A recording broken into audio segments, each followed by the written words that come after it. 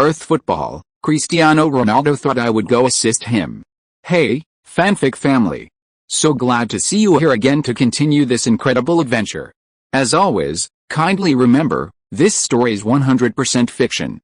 So don't go looking for dimensional portals in your closet. All rights to this fantastic novel belong to the original author. We're just your humble narrators of epic tales. Are you enjoying the fanfic? Show it by subscribing to our YouTube channel and dropping us a like. And if you're impatient for more exclusive content, our Patreon is your happy place. Chapter 476 The Spirit of Camp Nou. Both the broadcast director and the fans watching on their screens were momentarily dizzy from the shaking. But the few Sporting Lisbon fans in the stadium reacted the fastest. Goal. Goal. Ronaldinho heads in. Deng Kai's through ball creates a threat. A scramble ensues in front of the Barcelona goal. Ronaldinho seals the victory and equalizes for his team. Sporting Lisbon still has a chance. Ronaldinho redeems front. Ronaldo rushes into the goal and grabs the ball, but Puyol trips him. A conflict has broken out. Ronaldo is furious. The referee arrives immediately and shows Puyol a yellow card. That's understandable, Puyol's action was completely unnecessary. I wouldn't object to you if the referee gave him a straight red card or a penalty for that foul. Sure enough, these two teams are always on fire when they play. I wonder if there will be another red card today? After this incident, both sides clearly weren't going to hold back, and the intensity of the confrontation increased significantly. Most players' performances are affected under such circumstances. Speed, physicality, precision, and luck are some of the most important elements in competitive sports. Having any one of these at its peak can be enough to determine the outcome of a match. However, on the Barcelona side, one player didn't receive the same level of physical contact or collisions as the rest of the team. That player is Quaresma, the former Sporting Lisbon star who just joined Barcelona this season. As a teammate from last season and nominally their leader, Quaresma received special treatment. This meant his performance wasn't affected at all. In the 77th minute, Quaresma cut inside and delivered a brilliant through ball. Kluivert and Vidic tugged at each other in the penalty area, eventually falling to the ground. The referee immediately blew his whistle and pointed to the penalty spot. Oh. Penalty. Kluivert has won a penalty for his team. Vidic is appealing to the referee, saying that both sides made contact and he doesn't think he fouled. The referee's decision was clear, he upheld the penalty. However, Vidic didn't receive a yellow card, probably because he didn't genuinely intend to foul Kluivert. Kluivert holds the ball and stands at the penalty spot. The camera focuses on Rivaldo, then Quaresma. It's clear that both of them wanted to take the penalty, but Kluivert wouldn't let them. The conflict between the Dutch and American contingents at Barcelona is well known, and this season, poor Quaresma, as a Portuguese player, is isolated and helpless within the Barcelona team. Actually, with Figo leading the way, based on his performance this season, he could have easily gained a higher position within the team. Sporting Lisbon's goalkeeper is Reina, a Barcelona Youth Academy goalkeeper who is highly regarded. But the young man is impatient and eager to participate in more matches, so he was loaned to Sporting Lisbon by Barcelona. As a result, Sporting Lisbon bought Reina outright less than 24 hours after signing the loan deal with Barcelona. Some say Sporting Lisbon is foolish, others say Reina is definitely worth it. So now, whether Reina is worth it or not depends on this penalty. Kluivert runs up, swings his leg, and fires a powerful shot. Saved. Amazing. Reina saves the penalty. Deng Kai receives the ball, taps it in, and accelerates. Sporting Lisbon is going for a counter-attack. A barrage of attacks. Ronaldo, Kaká, Ronaldinho, Drogba, Beckham, and others all surge forward. It's a one-star five-arrow attack. Rivaldo rushes towards Deng Kai, trying to stop him. A Marseille's turn. Deng Kai, skilled and daring, dribbles past Rivaldo without slowing down at all. Ronaldo is reaching for the ball, he's in a good position, but Puyol has noticed him. Bang! Deng Kai plays a through ball. 5 receiving points in the attacking third, nothing could make a player happier than a one-star 6-arrow attack. Ronaldinho. That's a brilliant through ball in a diagonal run. Ronaldinho has shaken off De Boer. Ronaldinho is adjusting his pace. Is he going to shoot without stopping the ball? A fake shot. Ronaldinho fakes a shot. Christenver is blown away. Shot. Far corner. Valdez is out of reach. Goal. Ronaldinho. A brace. Another player scoring twice on his first appearance at Camp Nou. He plays with incredible agility. 2-1. Sporting Lisbon is in the lead. A comeback from 1-0 down. Sporting Lisbon is incredibly resilient, a strength that no other youth team possesses. 10 points. Sporting Lisbon is second in the group with 10 points. Arsenal and Juventus are still tied at 0-0, and Arsenal has 8 points. If Arsenal doesn't win, the teams advancing to the Champions League quarterfinals from this group will be Barcelona and Sporting Lisbon.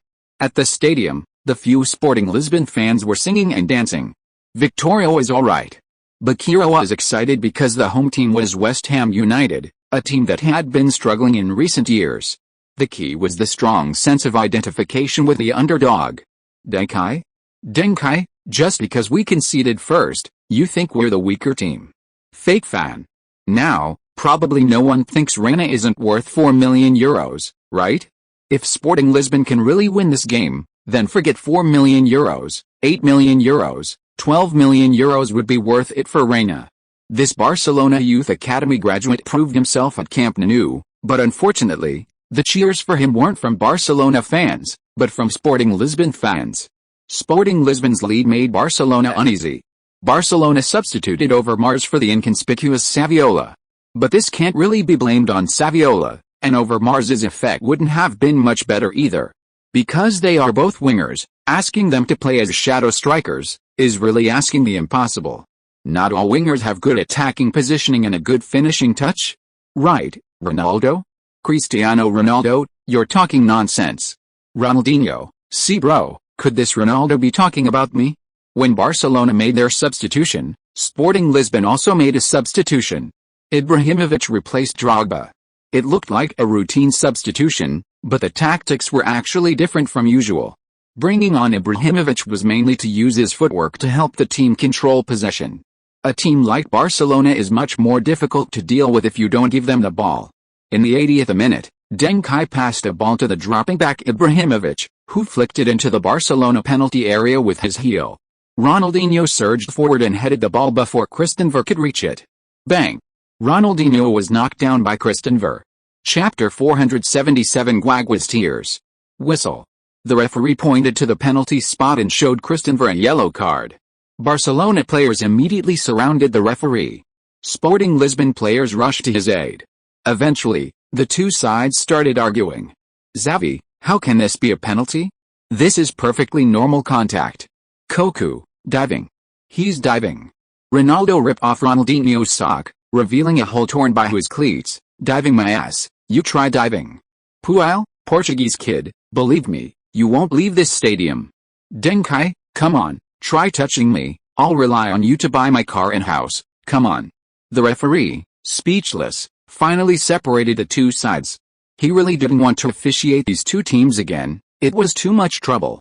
One wrong move and it's a mistake. And with 6 or 7 of them attacking at once, how could I possibly see everything? For Sporting Lisbon, Ronaldo took the penalty. Perhaps provoked by Puel, Ronaldo's penalty kick, aimed too high, went over the crossbar. Valdez confidently looked at Reina opposite him, though he couldn't see him clearly, he knew Reina was watching him.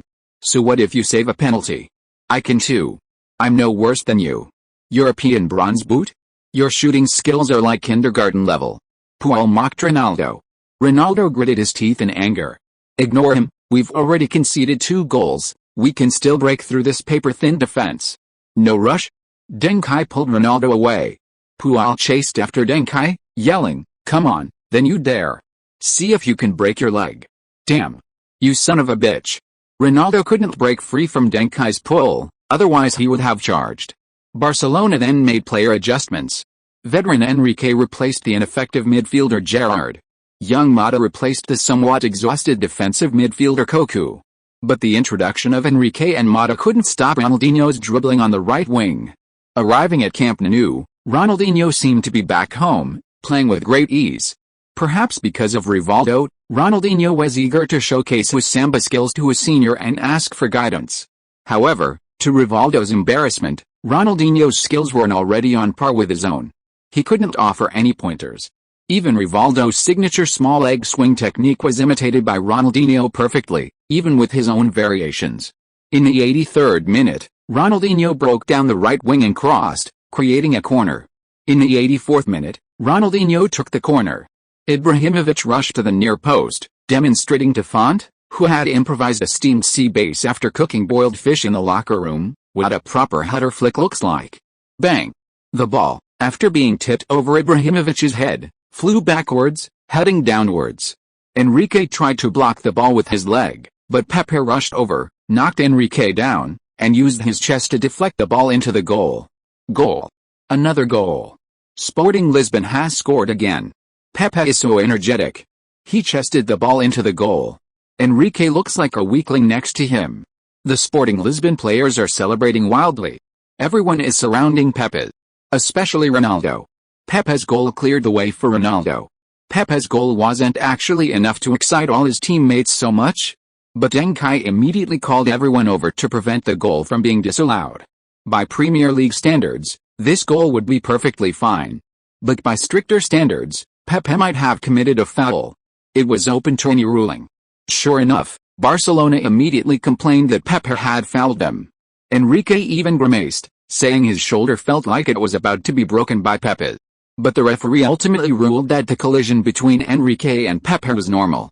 Enrique didn't have possession of the ball or priority. Therefore, the intensity of the tackles was acceptable. Besides, the players on both sides were already quite physical in the second half, making this collision seem almost normal. Immediately, boos erupted at Camp Nou. Fans felt the referee's decision was unfair, and some even threw coins.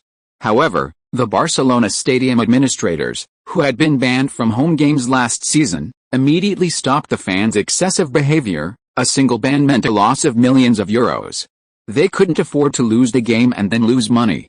Sporting Lisbon celebrated for a long time, then intentionally began to waste time, doing what Barcelona had done in the first half. Only when the referee urged them did they slowly return to their own half. However, as soon as the ball was kicked off, Sporting Lisbon made a substitution. Yaya Touré replaced Guardiola. Oh. This substitution has a hidden meaning. Huh? A hidden meaning? Isn't it just to buy time? Absolutely. Yaya Touré previously had rumors that he liked Barcelona but only wanted to join Arsenal. His appearance is undoubtedly a mockery of Barcelona. Guardiola, as Barcelona's captain last season, couldn't get a sincere contract extension from Barcelona last summer and joined Sporting Lisbon as a free agent. This season, he's a key defensive midfielder helping Sporting Lisbon beat Barcelona twice. Tisk tisk. Boos rang out from the fans, and Guardiola looked somewhat bewildered. Guardiola stopped, looked up at the stands, and seemed a little aggrieved. In fact, Guardiola has never participated in any celebrations targeting Barcelona this season. He has never disrespected Barcelona, and I think he's a qualified former manager. But Barcelona fans have clearly lost their minds. They can target Duncan and Sporting Lisbon, but they shouldn't target this legendary player. The referee is urging Guardiola to leave the field. Guardiola's eyes are red. Will this scene resonate with other Barcelona players? Will they experience what Guardiola is going through? In comparison, Quaresma's treatment in this match is much more enviable. Sporting Lisbon almost never intentionally fouled Quaresma, which is one of the reasons for his amazing performance. The difference is stark. 86th minute. Kaká dribbled through the middle, quickly beating Enrique and Mata. The young Mata panicked and tackled Kaká from behind. The referee immediately showed him a yellow card. If it weren't for the fact that he had no intention of injuring, it might have been a red card. Mata escaped unscathed. Deng Kai stood in front of the ball, discussing with Ronaldinho, Kaká, and others how to take the shot. A direct shot would be too far. A tactical free kick was more suitable. Chapter 478 Injury leads to retirement. Fan riot. But the Barcelona fans in the stands thought Deng Kai was going to take the penalty and intended to shoot directly, so they booed him loudly. Can't score. Can't score. Can't score. The Barcelona fans began chanting this word rhythmically, cursing Deng Kai. Puel, after using psychological tactics to disrupt Ronaldo's penalty, came over again to try to break Deng Kai's composure. You better be able to score directly, otherwise your guys won't even be able to touch the ball, Puel said before retreating back into the wall. As a result, Deng Kai also walked towards him. Deng Kai joined both walls. There was no doubt that Sporting Lisbon was going to take a tactical free kick. The Barcelona fans thought they had won, They had scared Deng Kai away and began to cheer prematurely, celebrating the thwarted free kick. Bang! Ronaldinho took the free kick, and the ball flew towards the edge of the penalty area. At the edge of the arc, several players were vying for position. Deng Kai, who posed little physical threat, was thus given an opening. But he was surrounded by players, making it difficult to handle the ball after receiving it. Unless Deng Kai sensed a Barcelona player noticing him from behind. The player even reached out and pressed down on Deng Kai's right shoulder. But unbeknownst to him, this press, while suppressing Deng Kai, also revealed his position. Bang! The ball flew in. Deng Kai, with his back to the goal, controlled it with his left foot. The ball flew to his right and behind him. At the same time, he turned to his left, shaking off the control of the player behind him. The cheers at Camp Nou instantly fell silent, as if fate had seized their throats. The commentators were also stunned. Because this waltz-like elegant control had just appeared once 18 days ago. That was in the Premier League match between Arsenal and Newcastle United, where the Ice Prince Bergkamp controlled such an incredible and unrepeatable ball. After the match, Bergkamp himself said that the control was full of luck, and if he were to do it again, the probability of failure would be far greater than the probability of success. And now, Bergkamp had replicated it. Deng Kai. He's passed. Puale's like a wooden stake. A waltz-like dribble past a ball. Deng Kai has carved a bloody path through the crowd. Valdez comes out. Enrique is coming from the side. Deng Kai is chasing the ball. Sliding tackle. Enrique is sliding tackle from the left. If Deng Kai tries to shoot, he'll likely be brought down. Shoot. Deng Kai catches up with the ball and shoots with his left foot. Enrique's foot almost grazed Deng Kai's left foot as he tackled. Oh. Enrique kicked solidly into Deng Kai's right ankle. Having just finished his shot, Deng Kai only has his right leg as a supporting foot, he can't move or dodge at all. Enrique didn't pull back his leg. Deng Kai was sent flying. He spun at least twice in the air. Goal. Valdez couldn't reach the ball, Deng Kai shot into the far corner.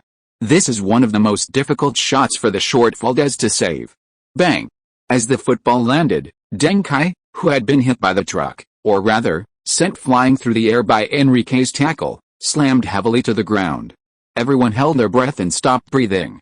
A second later, Deng Kai rolled over and sat on the ground, pounding the turf with his fists and letting out a muffled roar at the sky, "F you." At that moment, only this phrase could express Deng Kai's feelings. Can we win? Can Sporting Lisbon win? Did the ball go in? Can I score? Who didn't touch the ball? Who? F you. Deng Kai entered berserk mode, spewing curses at the sky, the earth, and the air. Because he felt a sharp pain in his right ankle. Damn Enrique. He didn't pull back his leg. Even with a flying tackle, if the tackler pulls back their leg, the tackled player usually won't be seriously injured. But not pulling back, it's hard not to be seriously injured. What? Why didn't the tackled player pull back their leg? The tackled player usually doesn't have a chance to pull back their leg. For example, Deng Kai, with only one supporting leg, how could he pull back? He couldn't possibly violate Newton's laws. Fuck you. Enraged by Deng Kai's dribbling and close-range attacks, Pual lunged at him. But a player harboring resentment towards Pual was watching him closely. Just as Pual was about to tackle Deng Kai, Ronaldo darted out from the side, making a diving tackle like a rugby player, shoving Pual into the goal. A fierce battle was about to erupt. Players from both sides charged at each other. This time, stadium security was deployed. However, only a small number of security guards ultimately rushed towards the players. The majority of the security guards rushed towards the stands. In the Sporting Lisbon fan section, a conflict broke out between fans and Barcelona fans. The camera zoomed in, revealing Kira. After Deng Kai was tackled, Sporting Lisbon fans were hurling insults. Unfortunately, Kira and Vitoria were in a section near the side, next to Barcelona fans. The Barcelona fan next door immediately started arguing with Kira. Finally, he threw his beer at Kira. With beer dripping down his head, Kira retaliated with a groin kick. His opponent immediately bent over, clutching his groin. Kira followed up with a right hook, proving his pure English heritage. When it comes to football hooligans, England has never been afraid of anyone. Russia, are you sure? More Barcelona fans then surrounded them, but Sporting Lisbon fans immediately shielded Kira and Vitoria behind them. Fortunately, There were more Barcelona fans cheering and fighting, and the conflict subsided with the arrival of stadium security. However, Kira and the individuals who had attacked him were taken away by stadium security. They will be investigated and may face legal consequences. However, just as stadium security was about to escort Kira away, they were surrounded by Sporting Lisbon fans. "What do you want? This is Camp Nou, we're protecting you." The stadium security was speechless at these ungrateful fans. But the Sporting Lisbon fans all pointed towards the stadium. In the corner flag area closest to this stand, Deng Kai, supported by Ronaldo, was gesturing for stadium security. Security escorted the two suspects to the edge of the stands. Deng Kai pointed at Kira and said, "She's coming with me. Our team's car will take her to the police station." The security guard shook his head. "Sorry, we can't trust you. If you let her go, it will be difficult for us to explain to the Barcelona fans." "Deng Kai, that's what I wanted to say. I don't trust you. I'm worried that under pressure from the Barcelona fans, you might cause physical harm to this lady. She is Keira Knightley, an English actress currently working in Hollywood, and will soon be starring alongside Jim Carrey in a film with a production cost exceeding $100 million. If you are listening to this novel on a channel other than Fanfic World, it means it was downloaded and re-uploaded without effort. We warmly invite you to visit our channel, Fanfic World. There you will find the original version of this story and many other novels of various genres. We look forward to seeing you dive into a world of incredible novels. Chapter 479 Champions League Quarterfinals, From Godhood to Fall? If anything happens to her, can you take responsibility? If you can't, you'd better let her come with me. A production cost of $100 million, wasted because of you. It's reasonable for you to pay hundreds of thousands of dollars in compensation, right? The stadium security guard grinned obsequiously. He couldn't afford to pay that even if he sold himself. The key was that he knew these crazy people, oh no, these fans' madness, all too well. Seeing that the stadium security guard didn't object, Deng Kai gestured for Kayla to get down. Luckily, Kayla was wearing pants, otherwise it would have been quite troublesome. Kayla was also very agile, not like an ordinary girl who is pampered. With a flip, she was on the field with Deng Kai's help. Ronaldo was speechless. "I'm supporting you, and you're supporting her? Then why don't you let me go over and carry her down? Isn't that a bit too selfish of you?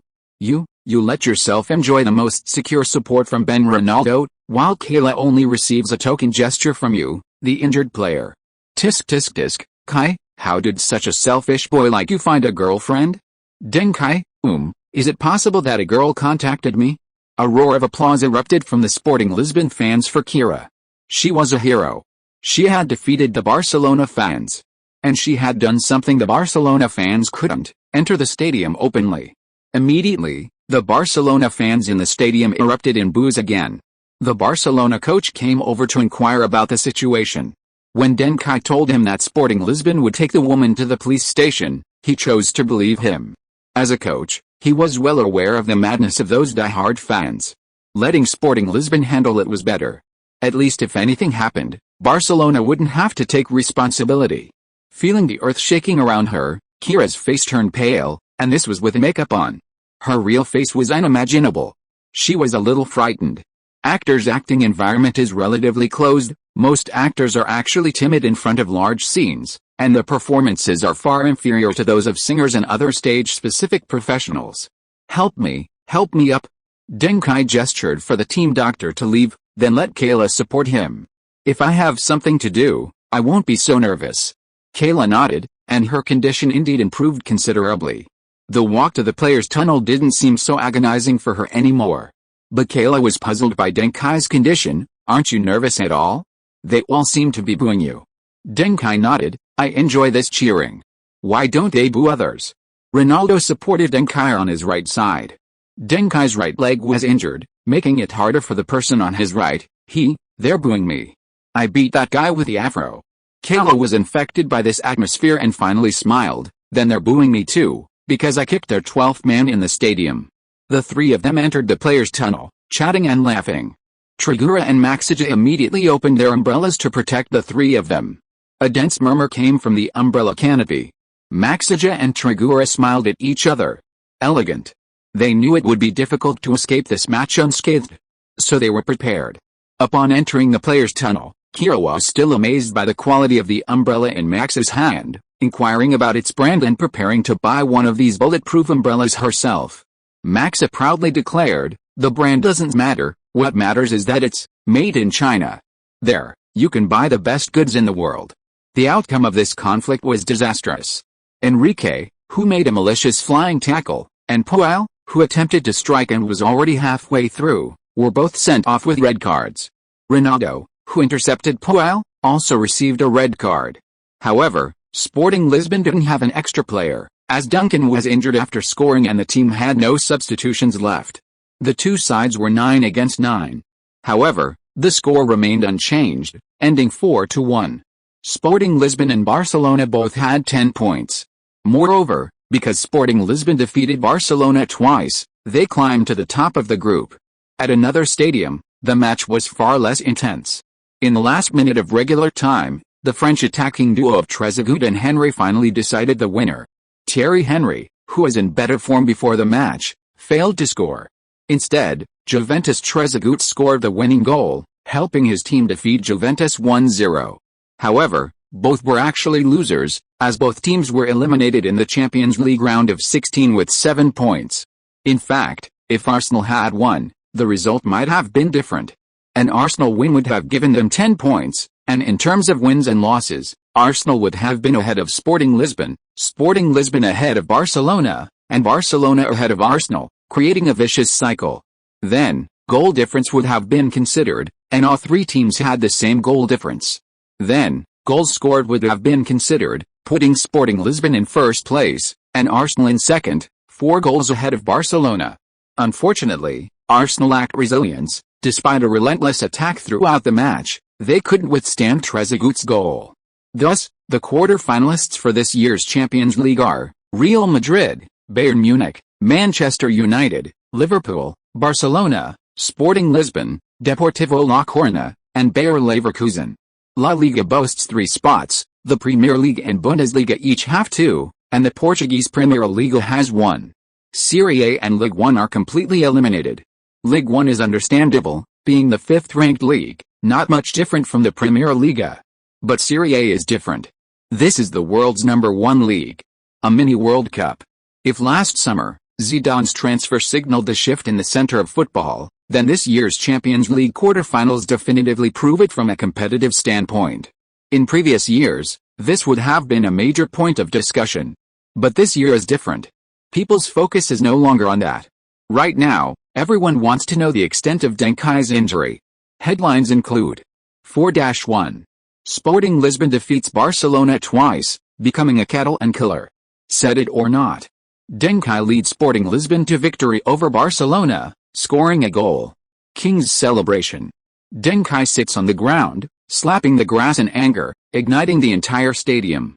Lisbon miracle. The Portuguese youth team reaches the Champions League quarter-finals, creating the best record in 10 years. Portuguese resurgence? Sporting Lisbon reaches the Champions League quarter-finals. Porto advances to the UEFA Cup quarter-finals. Barcelona loses both the game and their composure. Second in the group, trailing Sporting Lisbon, a disappointing result. Group results are in: Real Madrid vs Liverpool, Barcelona vs Bayern Munich, Manchester United vs Deportivo La Coruña, Sporting Lisbon vs Bayer Leverkusen. Ronaldo's suspension has a huge impact on Sporting Lisbon.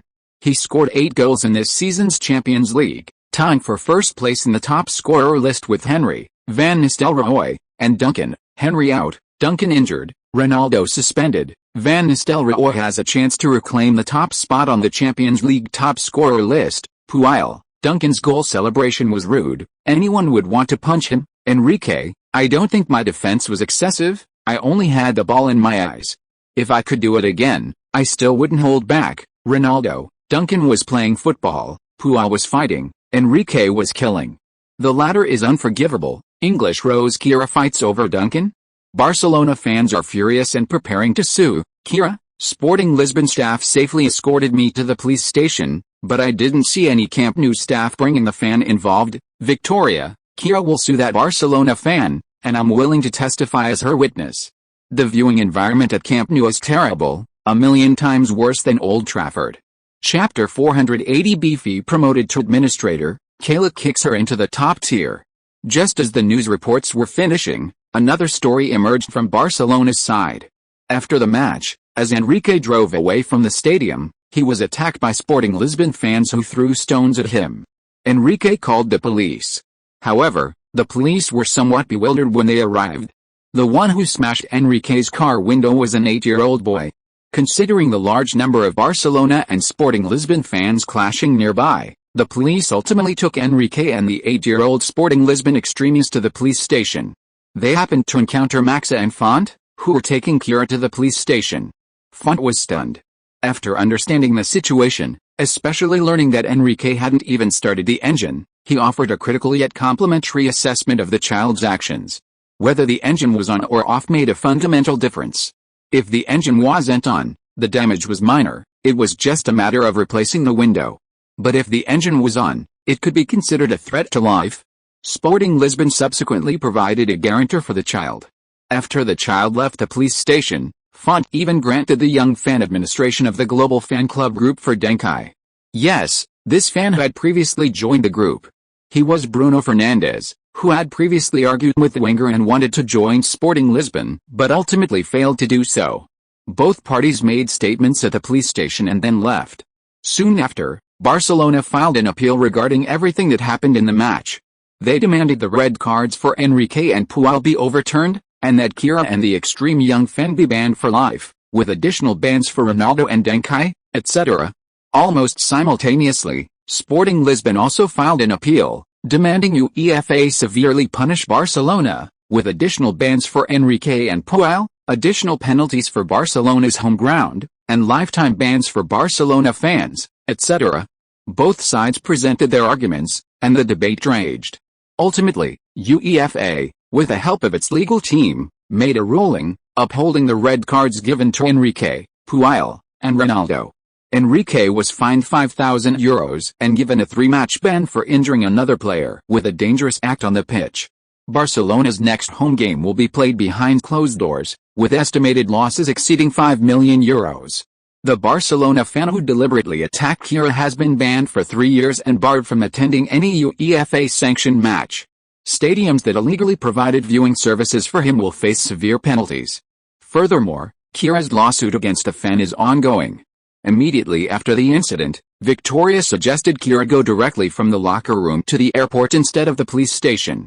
However, Deng Kai insisted that Kira go, emphasizing the need to complete all proper procedures before firmly pursuing legal action against the fan. Kira didn't fully understand at the time, but the astute Victoria immediately grasped the situation and was subsequently surprised by Deng Kai's wisdom. Although she had repeatedly overestimated Deng Kai's operational abilities, she only realized after working with him that her perceived overestimation was actually an underestimation of his true capabilities. This matter must be blown out of proportion. Only in this way could Kira have a chance to snatch Bruce Almighty from a star of Aniston's caliber. The court ultimately ruled that the player who changed his name should pay Kira €1,000 in damages for emotional distress. Kira acted in self-defense and was not required to pay any compensation to the fan, including the broken shoes he had to pay for himself. Suddenly, the dashing Kira became a champion of independent European women. No wonder people love boxing so much in the future, the benefits it brings are truly immense. After Hathaway became a representative of independent women in North America, she went from an unknown newcomer to a Hollywood A-list star. Kira seems to be following in Hathaway's footsteps, but she's taking the European route. Or rather, she's the European candidate chosen to compete with Hathaway for the title of representative of Western independent women. Whether Western refers to the United States or Europe has long been a subject of debate. Hathaway took a difficult path, starting from nothing. Kira, taking the same path, found it much easier from the beginning. In fact, before the court verdict, the Bruce Almighty production team had already finalized a collaboration with Keira Knightley's agent. Kira beat out Eva Mendes and Jennifer Aniston to become the film's lead actress. Of course, publicly, the producers claimed the other two actresses had scheduling conflicts, so. Meanwhile, Bruce Almighty offered Kira a salary disproportionate to her status, directly competing with Hollywood A-list actresses. Reportedly, this was related to demands from the European film industry. If Bruce Almighty didn't offer Kira her expected salary, They would persuade her to withdraw from the project and tailor-make film and television works specifically for her, including but not limited to adaptations of world-famous classics such as Pride and Prejudice and Les Miserables. Simply put, Kira became a representative of European actors, at least English actors, at that moment. They demanded due respect. Bruce Almighty didn't necessarily need to respect the English, they were unwilling to give up their star power, so they agreed to Kira's conditions. Times have changed. If they had hired Kira just 2 weeks earlier, they could have saved a lot of money in this area. But then again, a top-tier actress's salary is nothing to them. Without Kira's massive popularity and established image, they would never have hired her. After the court verdict, Kira walked out of the courthouse and was surrounded by countless reporters. A reporter from Barcelona's camp deliberately provoked her, "Will you accept the €1,000 in compensation? This amount may not be much to you, but it could be a month's salary for that fan." She stated on camera, "Of course I will accept it. He needs to be responsible for his actions. If the court orders me to pay him compensation, I will do everything I can to do it. However, I won't use this money myself. I will add another €100,000 to this amount and donate it all to the Deng Kai Football Foundation. I hope that more people harmed by football hooligans can seek justice through this donation, and I also hope that more young players can use this money to become righteous and courageous players like Deng Kai." €100,000, Kira just wanted to say something righteous and just. Some might think she got the short end of the stick. But no one knows how much Kira gained this time. Even €1,000,000 wouldn't compare to the changes Deng Kai brought her, let alone 100,000. Unfortunately, Hathaway beat her to it. Kira could only silently regret it. She would continue to keep an eye on Deng Kai, especially regarding his relationship with Hathaway. Chapter 481 The Brothers Promise. Kira hopes to hear some good news someday. So, you never know how many people are waiting for good news while you're enjoying your good fortune. Also, UEFA was relatively fair this time. Sporting Lisbon received a similar punishment to Barcelona. The extreme fan Bruno Fernandes, considering he's only 8 years old, wasn't suspended. However, Sporting Lisbon will pay the price. Their next home game will also be played behind closed doors, with estimated losses exceeding €2 million. Fernandes, at such a young age, has already spent lavishly, skyrocketing his fame among fans. This lays a solid foundation for his future status as Big Brother Bruno. As for why he has to be Big Brother Bruno, well, if you're not Big Brother Bruno, you're Second Brother Bruno. Which sounds better. Of course, some Barcelona fans believe that Deng Kai's profanity after scoring should have earned him a red card. UEFA, based on humanitarian principles, pardoned him. They stated that given Deng Kai's situation, his natural emotions were normal. After all, no player can remain calm after being injured at such a crucial stage. Moreover, Enrique's foul was so malicious. Football genius? Ronaldinho's 2 goals and 1 assist dominate the game, winning the favor of Barcelona's management. Breaking news. Barcelona plans to continue recruiting from Sporting Lisbon this summer. While strengthening their team, they are weakening their rivals. Ronaldinho is an excellent player, and Barcelona is a good fit for South American players. Quaresma, if Ronaldinho could come to Barcelona, I would definitely welcome him, but he is currently a Sporting Lisbon player. Maxa, Ronaldinho is not for sale. He is far from reaching our expectations, he can be even stronger. Sporting Lisbon would never sell him to Barcelona. Seeing the news from Barcelona, Cristiano Ronaldo was furious. Look at these people, do they really think Sporting Lisbon is a supermarket? Deng Kai, lying in his hospital bed, looked at Ronaldo in surprise. Huh? Isn't that right? Ronaldo roared, how can you say that about our team? Deng Kai almost burst out laughing, so you plan to play for Sporting Lisbon for the rest of your life? Ronaldo was speechless. That was clearly impossible. Putting aside offers from other teams, from a player's perspective, no one wants to play in the Portuguese league forever. Given the opportunity, everyone wants to see the heart of the sport, to experience a stronger, more diverse league. Cristiano Ronaldo stubbornly insisted, I'll find a way to get you onto the same team as me. It's alright, all good things must come to an end, this is perfectly normal, Deng Kai comforted Ronaldo. My grandfather once told me, in chaotic times, people drift like duckweed, often having no choice. He didn't blame my father for leaving China and becoming a Portuguese citizen. Football is war and peace time. Since we've chosen this path, Many times we have no choice either. Instead of hoping for the future, let's seize the present. In reality, it's unlikely that the team wanting Ronaldo and the team wanting Deng Kai will be the same. First, it must be certain that they will both be moving up, joining top clubs. Top clubs generally don't lack players, but when they reach a period of transition, they will purposefully strengthen their squads. Currently, top clubs with relatively aging rosters that need to add fast wingers include Manchester United, Bayern Munich, Juventus, and Inter Milan.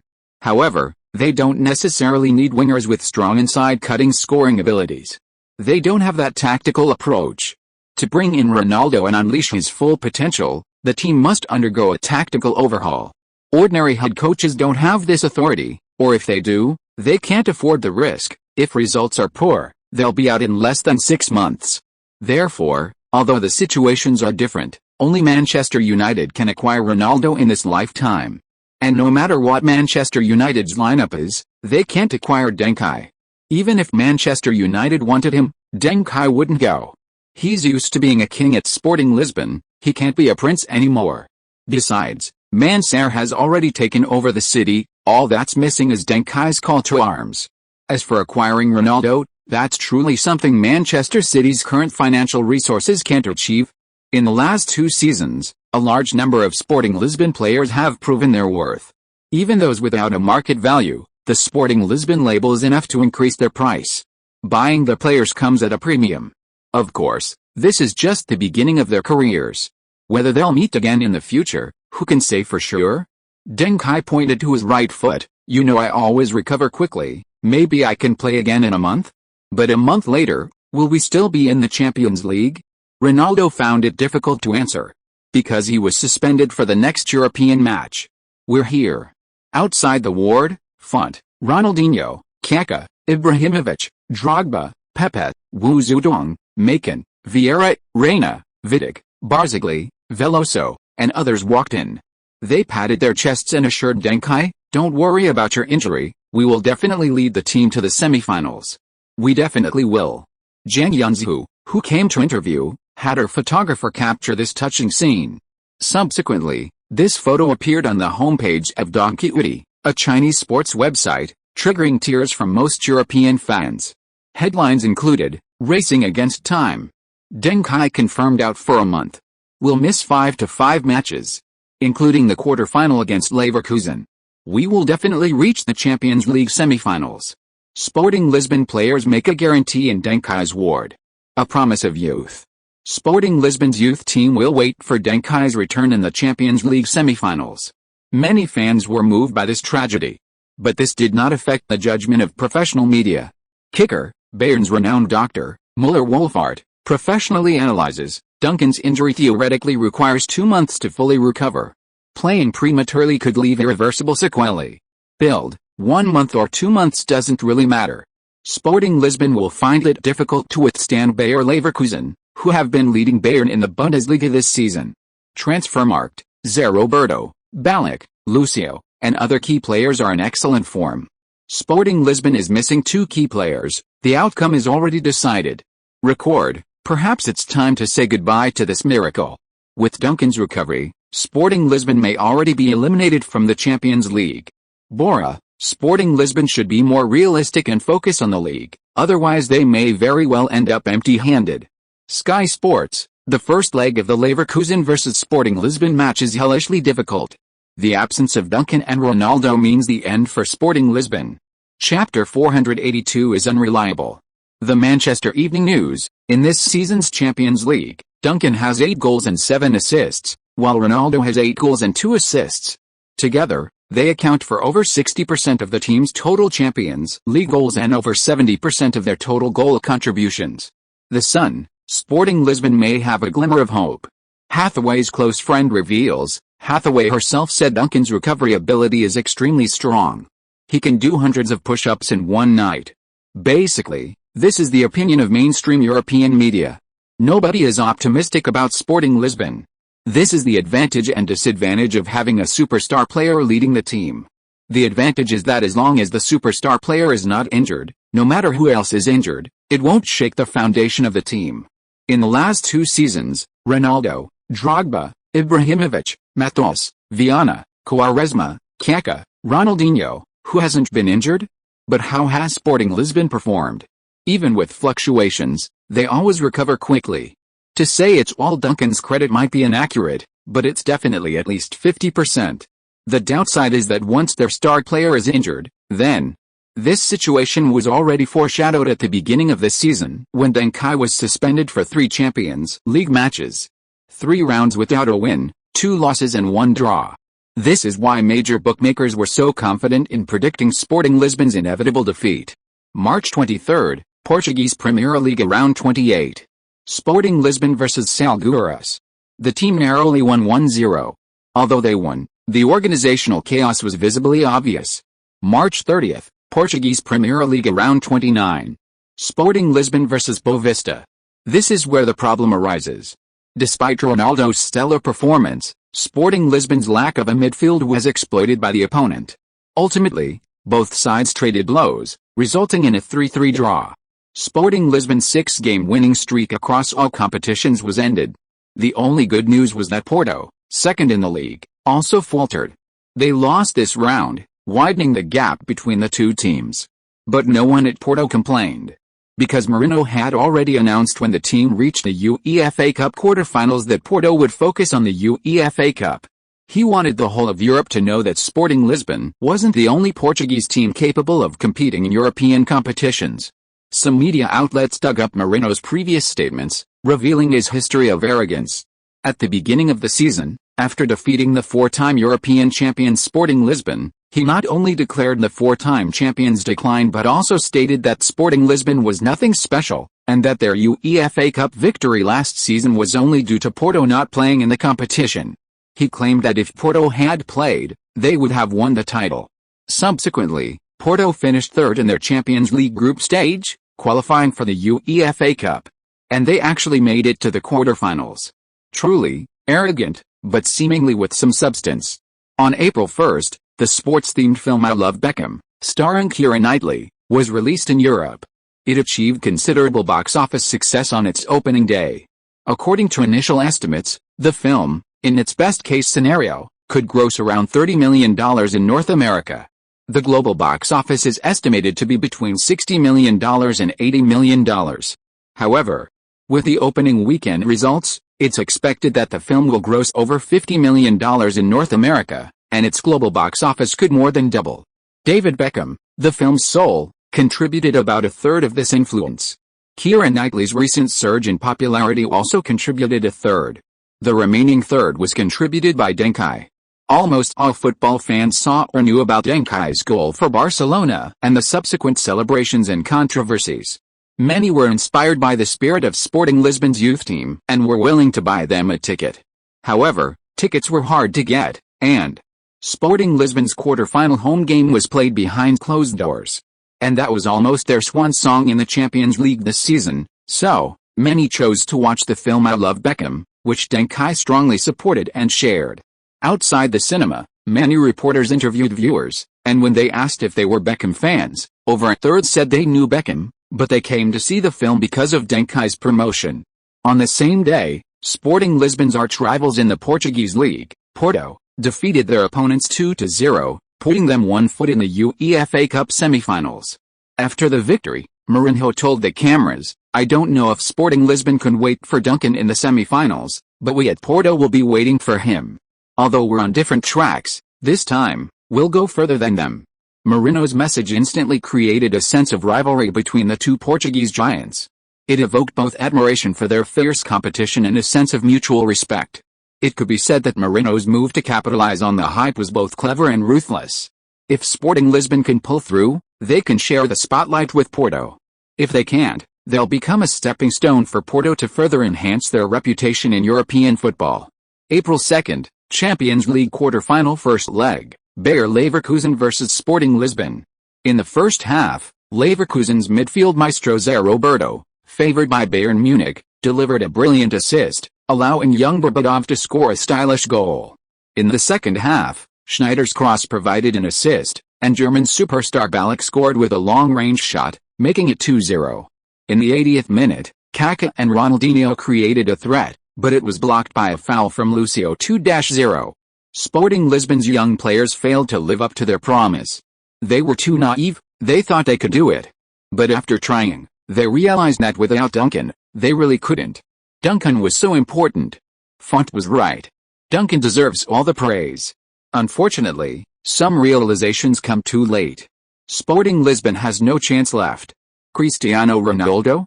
Cristiano Ronaldo, so, you guys don't think it's because of my suspension that we haven't scored?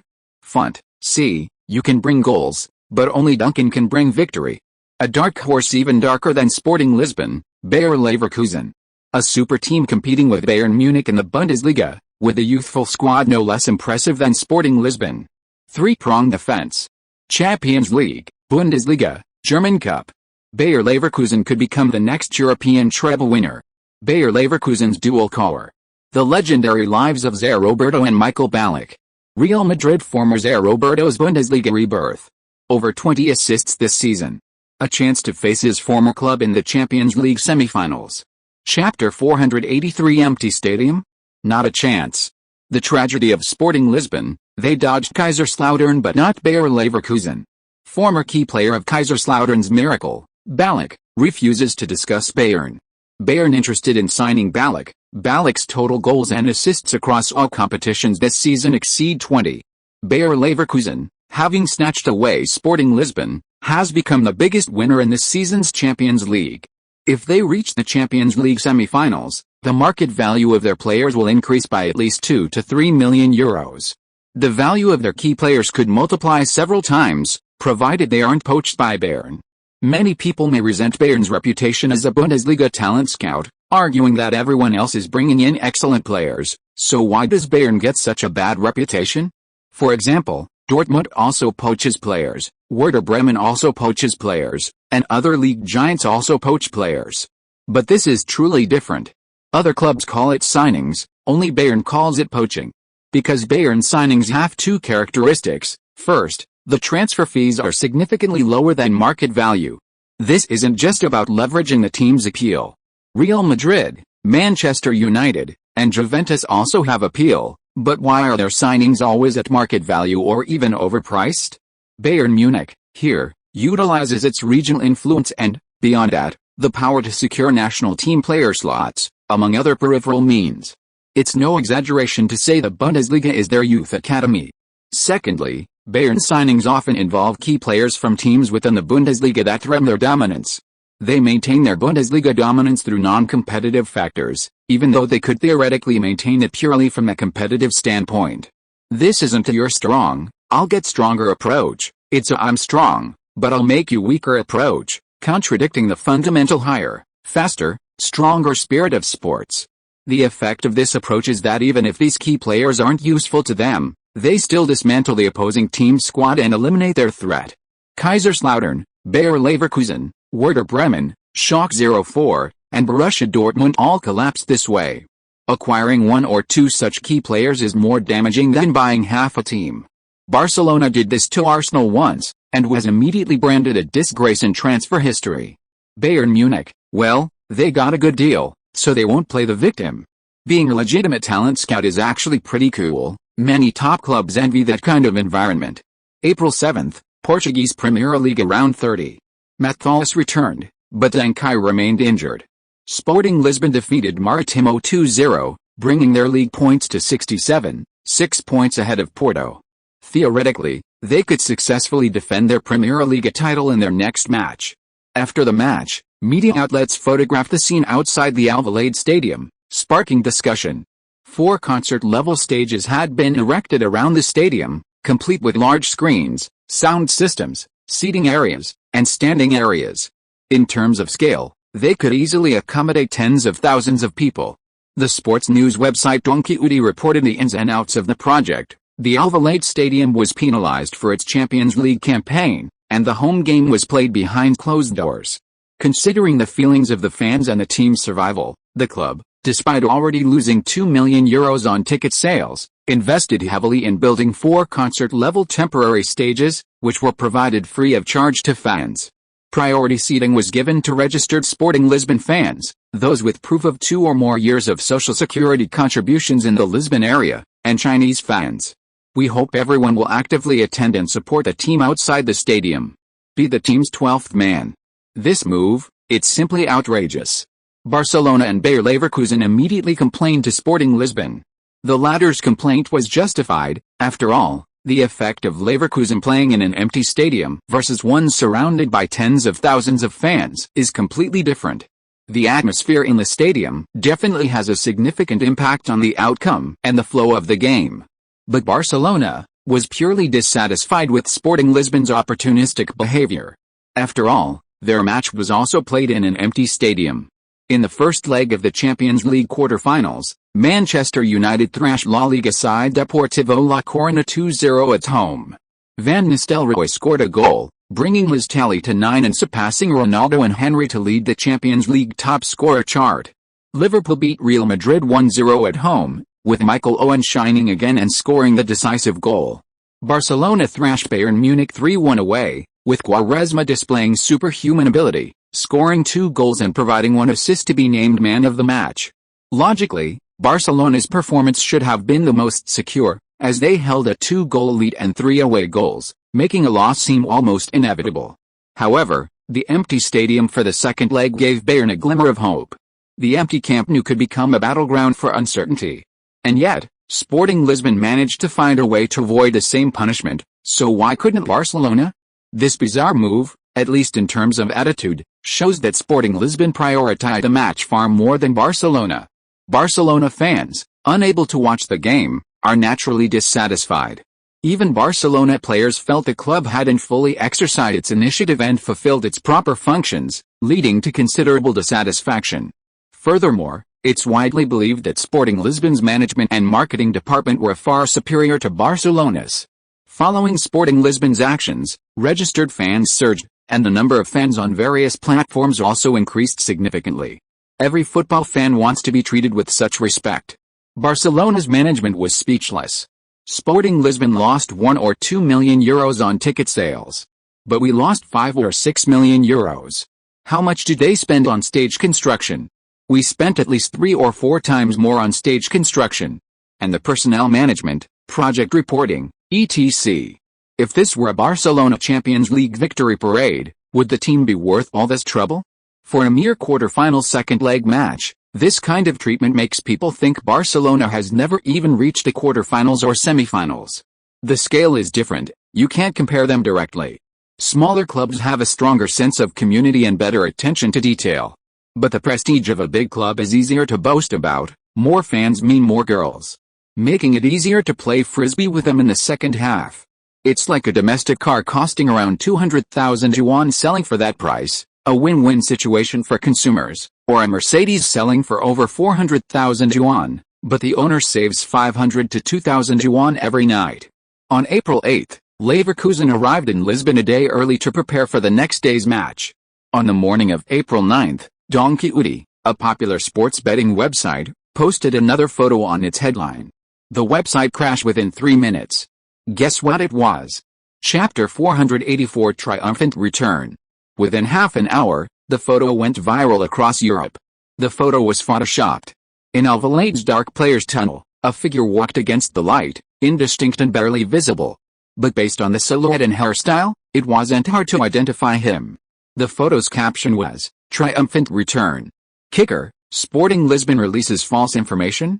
Dr. Muller-Wolfart analyzes 3 reasons why Deng Kai's recovery is unlikely from a medical perspective. Build, Deng Kai may return?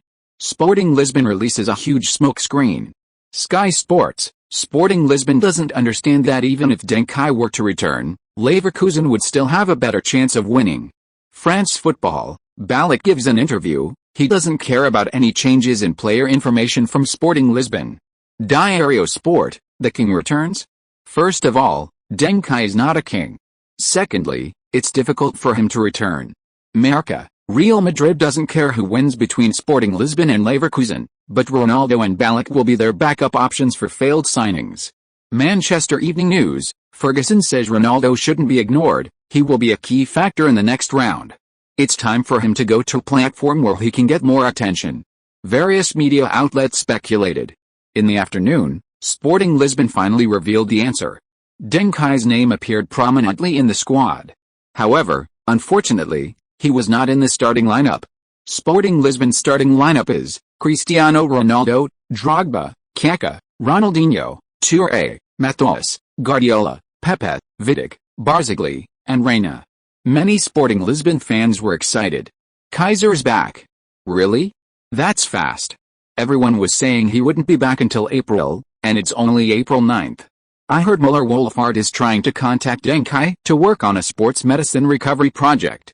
There are rumors that Deng Kai was misdiagnosed. It seems his injury wasn't that serious. Aren't we being a bit too optimistic? What if Kai doesn't play? Kaiser is the team's anchor. Maybe he's on the bench with an injury to give his teammates confidence? Yet, I also think Kai won't play, but I'm still satisfied. Kaiser is a true hero. He stands with the team through thick and thin. Even in defeat, he faces it with the team. Care is awesome. It's such a pity, such a shame. If he hadn't been injured, Sporting Lisbon would definitely have gotten past Leverkusen. Haha, the Sporting Lisbon fans upstairs are making me laugh so hard. Do you really think Leverkusen is easy?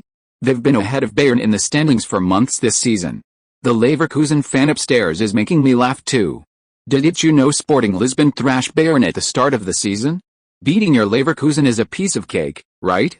Leverkusen is being overshadowed by Bayern now, isn't he? And you're still bragging about that? I suggest Leverkusen fans go cheer on their own official media. Don't start arguments on our Portuguese sports media.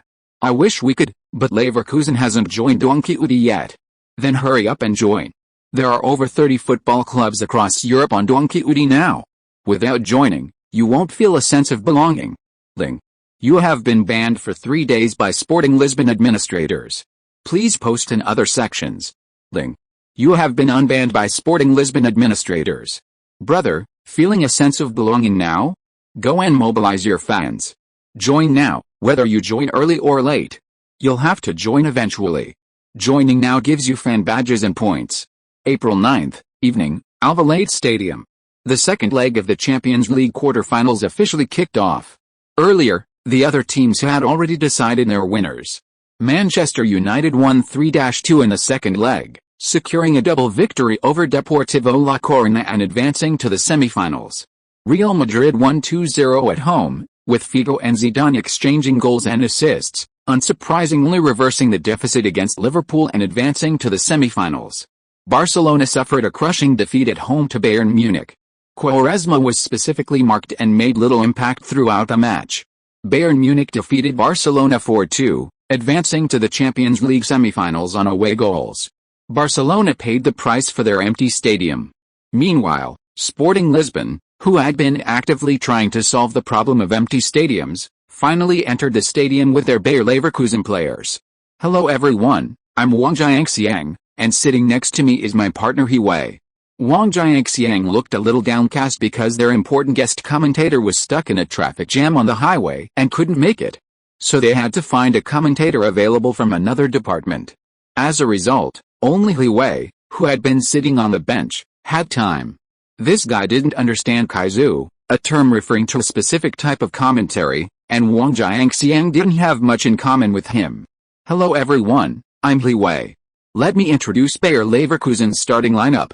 The two strikers are Neuville and Berbatov. The former is a fast horse, very quick. The latter is a bit lazy, but his playmaking ability is strong, and his footwork is quite good. The midfield trio consists of Zé Roberto, Ballack, and Schneider. The first two need no introduction. They are Leverkusen's super duo, and it's rumored they might both join Bayern Munich. Schneider previously played for Eintracht Frankfurt, and it was Schneider who provided the assist for Yang Chen's first Bundesliga goal.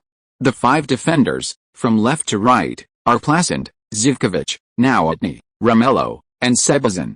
The goalkeeper is Hans-Jörg Butt. Leverkusen's defensive linchpin, Lucio, is suspended due to accumulated yellow cards, which will have some impact on their defense. However, the 5-3-2 formation and the advantage of 2 goals are enough to guarantee Leverkusen's advancement to the semi-finals.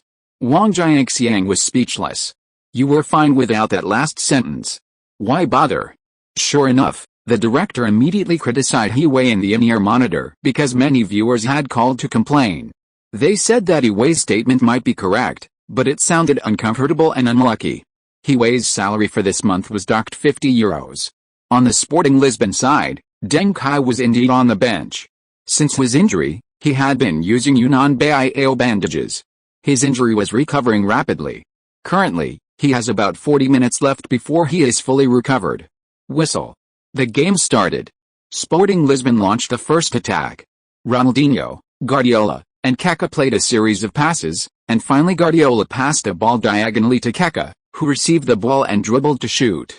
Unfortunately, Leverkusen's centre-back Nowotny was bold and careful, and directly went down to block it. "Beautiful defense!" Hiwei exclaimed. Nowotny truly lives up to his reputation as Methal's successor. His defense was impeccable. He completely anticipated Kaká's shot. Director, Hiwei's salary, deduct another 50. Chapter 485. He's here. He's here. In the 9th minute, Schneider dribbled forward and delivered a through ball that pierced Guardiola's defense.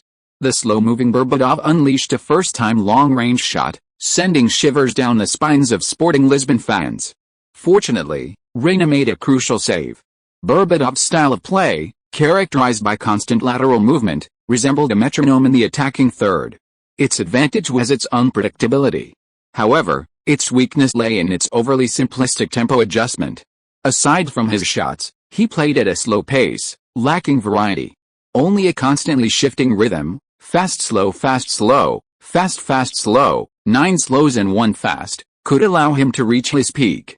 In the 14th minute, Matos displayed his raw talent to his successor. He not only dispossessed Ballack but also delivered a precise diagonal pass under pressure. Ronaldinho received the ball on the right side of the penalty area and immediately dribbled down the flank, unleashing a shot from a tight angle. The ball hit the side netting. The angle wasn't right.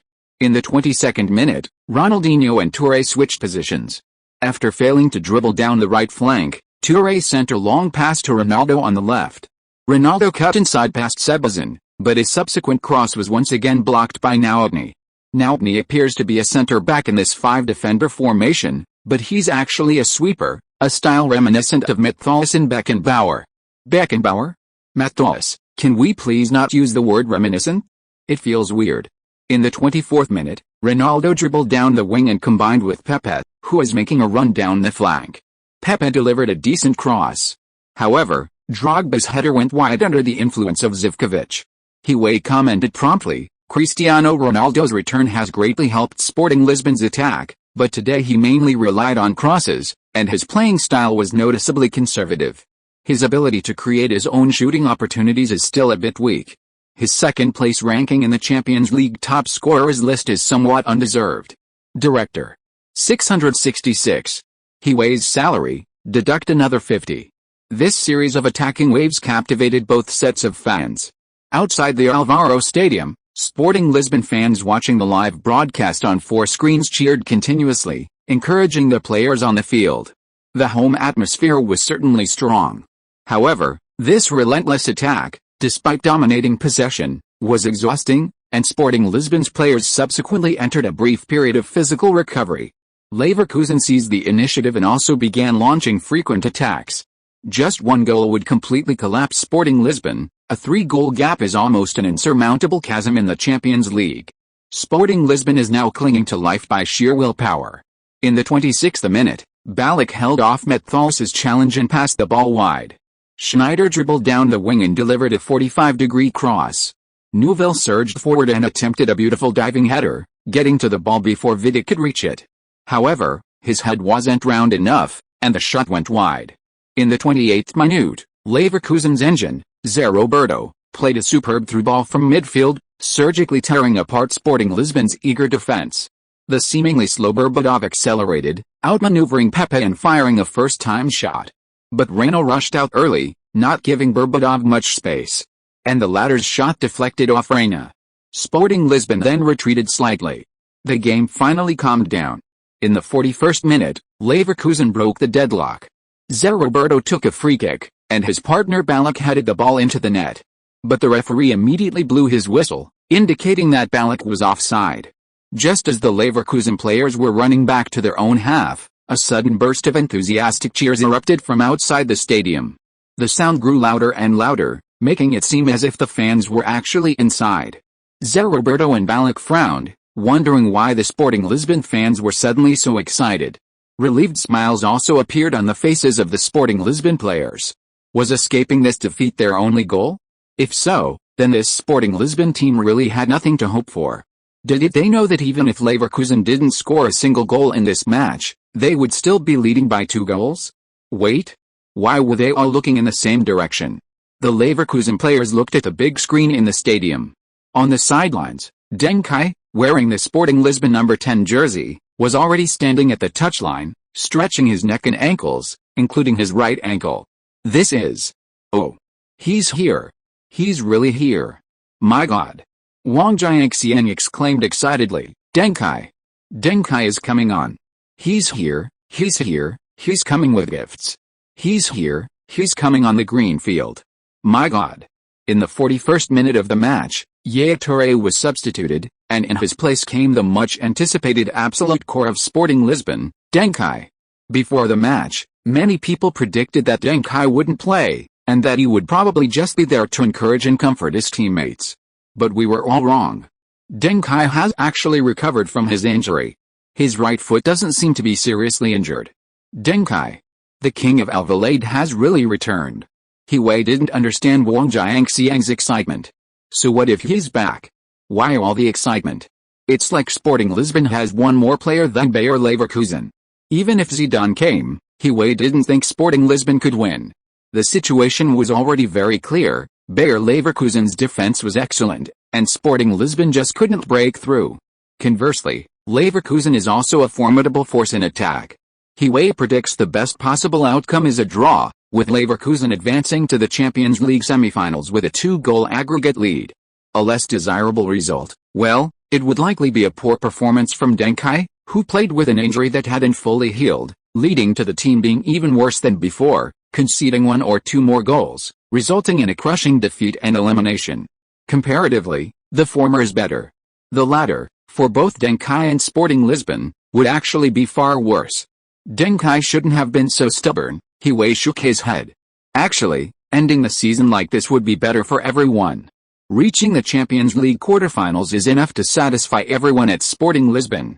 Although Deng Kai's injured, his core role in the team this season is still very obvious. He will be pursued by many clubs in the summer and will have a good market value. Going to a top club is even possible. But now, playing with an injury might damage his physical condition and affect his market value. And it was a game they were destined to lose. I really don't know why he did it. I really don't support players playing with injuries. Many talented players have been ruined this way. Besides, Deng Kai's physical talent is only considered below average in European football. Director, Wei, go to the finance office and pay 200 yuan later. Wei? Director, your salary has been deducted, and you still owe the station 200. If you still want to commentate on the second half, I suggest you recharge 2,000. We currently have a promotion where you recharge 2,000 and get 250 free. It's a great deal for employees like you who pay to work. If you are listening to this novel on a channel other than Fanfic World, it means it was downloaded and re-uploaded without effort. We warmly invite you to visit our channel, Fanfic World. There you will find the original version of this story and many other novels of various genres. We look forward to seeing you dive into a world of incredible novels. Chapter 486: The True Colors of an Assassin. At the Bernabeu Stadium, in Florentino Perez's private box, a celebration had just taken place. After the team's comeback victory against Liverpool, Florentino invited the entire team to the box to celebrate, intending to treat them to a big meal. The food wasn't the most important thing, but it was a way for Florentino to express his satisfaction with the players. However, just as everyone was about to leave, Figo suddenly stopped. He turned to look at the television. On the screen, the commentator excitedly announced, Duncan replaces Touré. Duncan is really on. Zidane noticed Figo and also stopped. Florentino, realizing everyone seemed interested in the match, simply said, let's watch the first half, it'll be over soon anyway. The players quickly found places to sit. The same thing happened in the boxes at Old Trafford and on Bayern Munich's team bus. Beckham, Leverkusen is underestimated, their attack and defense are at the Champions League semi-final level. Keen, if any one of us were on the field now, it would be difficult to change this game, wouldn't it? Giggs, this Leverkusen team is terrifyingly balanced. Effenberg, this kid looks good, but it's too late. If he had been there in the first leg, maybe he could have changed something. Kahn, I never believe a single player can completely change the game, not even Mathos. Lizarazu, teamwork is the most important thing. Leverkusen is a team, while Sporting Lisbon isn't. With a whistle, the game continued. Sporting Lisbon passed the ball around in their own half, helping the retreating Deng Kai find his touch. Kaká went to the center, and Ronaldinho went to the right wing, effectively switching positions with Deng Kai. In the 43rd minute, Deng Kai received the ball and, with his back to goal, executed a 1-2 pass, easily getting past Schneider. Bang! Deng Kai passed to Ronaldo ahead. Ronaldo prepared to accelerate, but Sebastian was also ready and signaled to his teammates to cover. Instead of forcing a one-on-one, Ronaldo passed the ball back to Deng Kai without stopping. Deng Kai glanced around the field, flicked the ball with his heel, cleverly placing it on Mathos's right flank, and simultaneously pointed forward, shouting, "Through ball, left flank." Bang! Mathos played a through ball without stopping, piercing Leverkusen's left flank. Ronaldo, having already made his forward run after the pass back to Deng Kai, sprinted forward with Sebastian. He trusted Deng Kai to deliver the ball. Ronaldo, accelerating alongside Sebastian, knew exactly how to run, while Sebastian didn't. The attacking advantage instantly became apparent. Ronaldo suddenly slowed down, cutting inside without the ball, hurtling past Sebastian towards the left side of the penalty area. The centre-back Romelu, replacing Lucio today, immediately covered. The ball arrived, Ronaldo arrived, Romelu arrived. Bang! Ronaldo touched the ball first with his left foot, flicking it to his right, continuing his cut inside. Romelu assumed Ronaldo was going to go to the byline and then pass across. Cristiano Ronaldo had always played this way, primarily relying on crosses, while also leaving more space for Kaká and Ronaldinho to make forward runs in the middle. Unexpectedly, this time he decided to go it alone. Ronaldo's flick-on easily bypassed Romelu. By the time Romelu turned and stretched out to cover, Ronaldo had already caught up with the ball and unleashed a long-range shot. Clang! The ball struck the far post and bounced into the net. Goal. Cristiano Ronaldo. Ronaldo shows his killer instinct. 1-0. Sporting Lisbon has pulled one back on aggregate. That flick and shot, concise and efficient, highlighting Ronaldo's explosiveness and shooting skills. But this is also because the through ball was positioned so perfectly, pulling out Romelu but leaving him out of reach, and the position had multiple possibilities, allowing Ronaldo to create threats from either the left or right. Matthias still maintains an extremely high level of play. There are rumors that he will retire directly at Sporting Lisbon after this season. But retiring at this level would be such a pity. Of course, we must also see Deng Kai, who orchestrated this goal. He casually dribbled past Schneider, delivering a brilliant backheel pass. Especially his reminder to Mathos. The direction of Mathos's through ball was exactly where Deng Kai pointed. He saw one of the few defensive gaps on the Leverkusen field. This is the role of a top-notch observer and commander. Now, who dares to say that it makes no difference whether Deng Kai plays or not? Wang Jiangxiang is praising Deng Kai wildly. He Wei's eyes nearly rolled back in disbelief.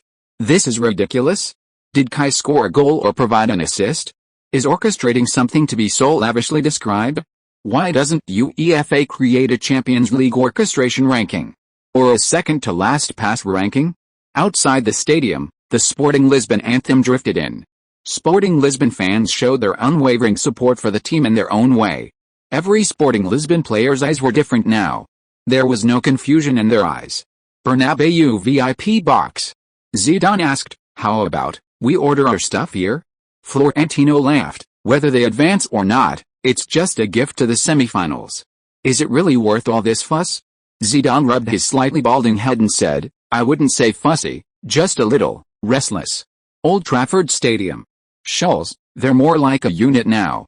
Solskjaer, why does Leverkusen seem so fragile after only a few minutes? Van Nistelrooy, like a piece of paper, they could be torn apart at any moment.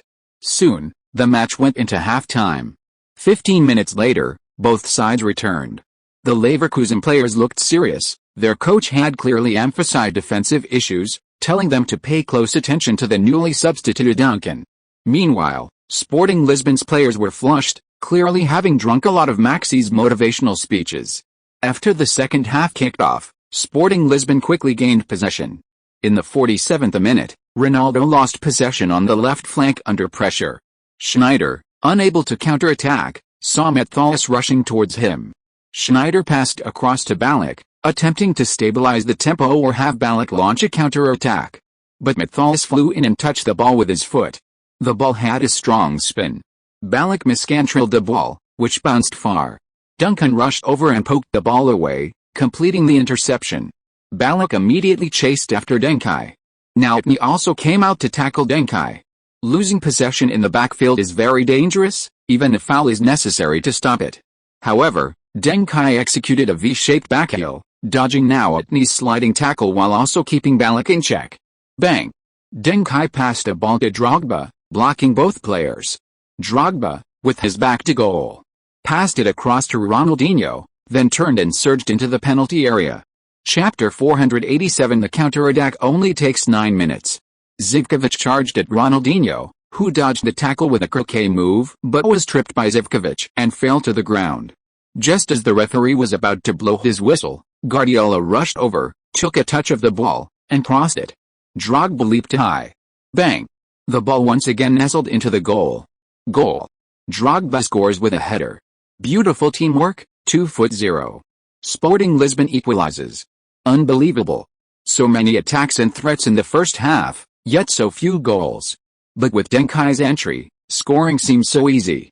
Guardiola's run was perfectly timed. After Deng Kai blocked Ballack, Guardiola was completely open. And after his run, Deng Kai covered his position, preventing a counter-attack even if the attack failed. Ronaldinho's ball control and dribbling are truly excellent. Even when facing close marking, he can still use a croquet to retrieve the ball. Deng Kai is arguing with the referee. He believes Zivkovic should receive a card, as Ronaldinho was very close to the penalty area.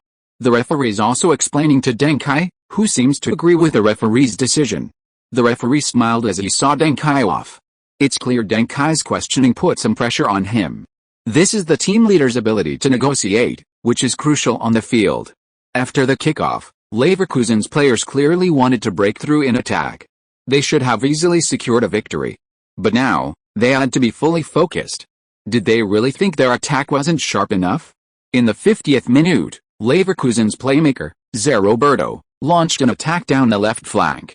However, under pressure from Duncan, Barzagli successfully dispossessed Zé Roberto. Zé Roberto immediately counter-pressed. This is one of Leverkusen's strengths. In the first leg, their counter-pressing after losing possession left Sporting Lisbon's defense bewildered.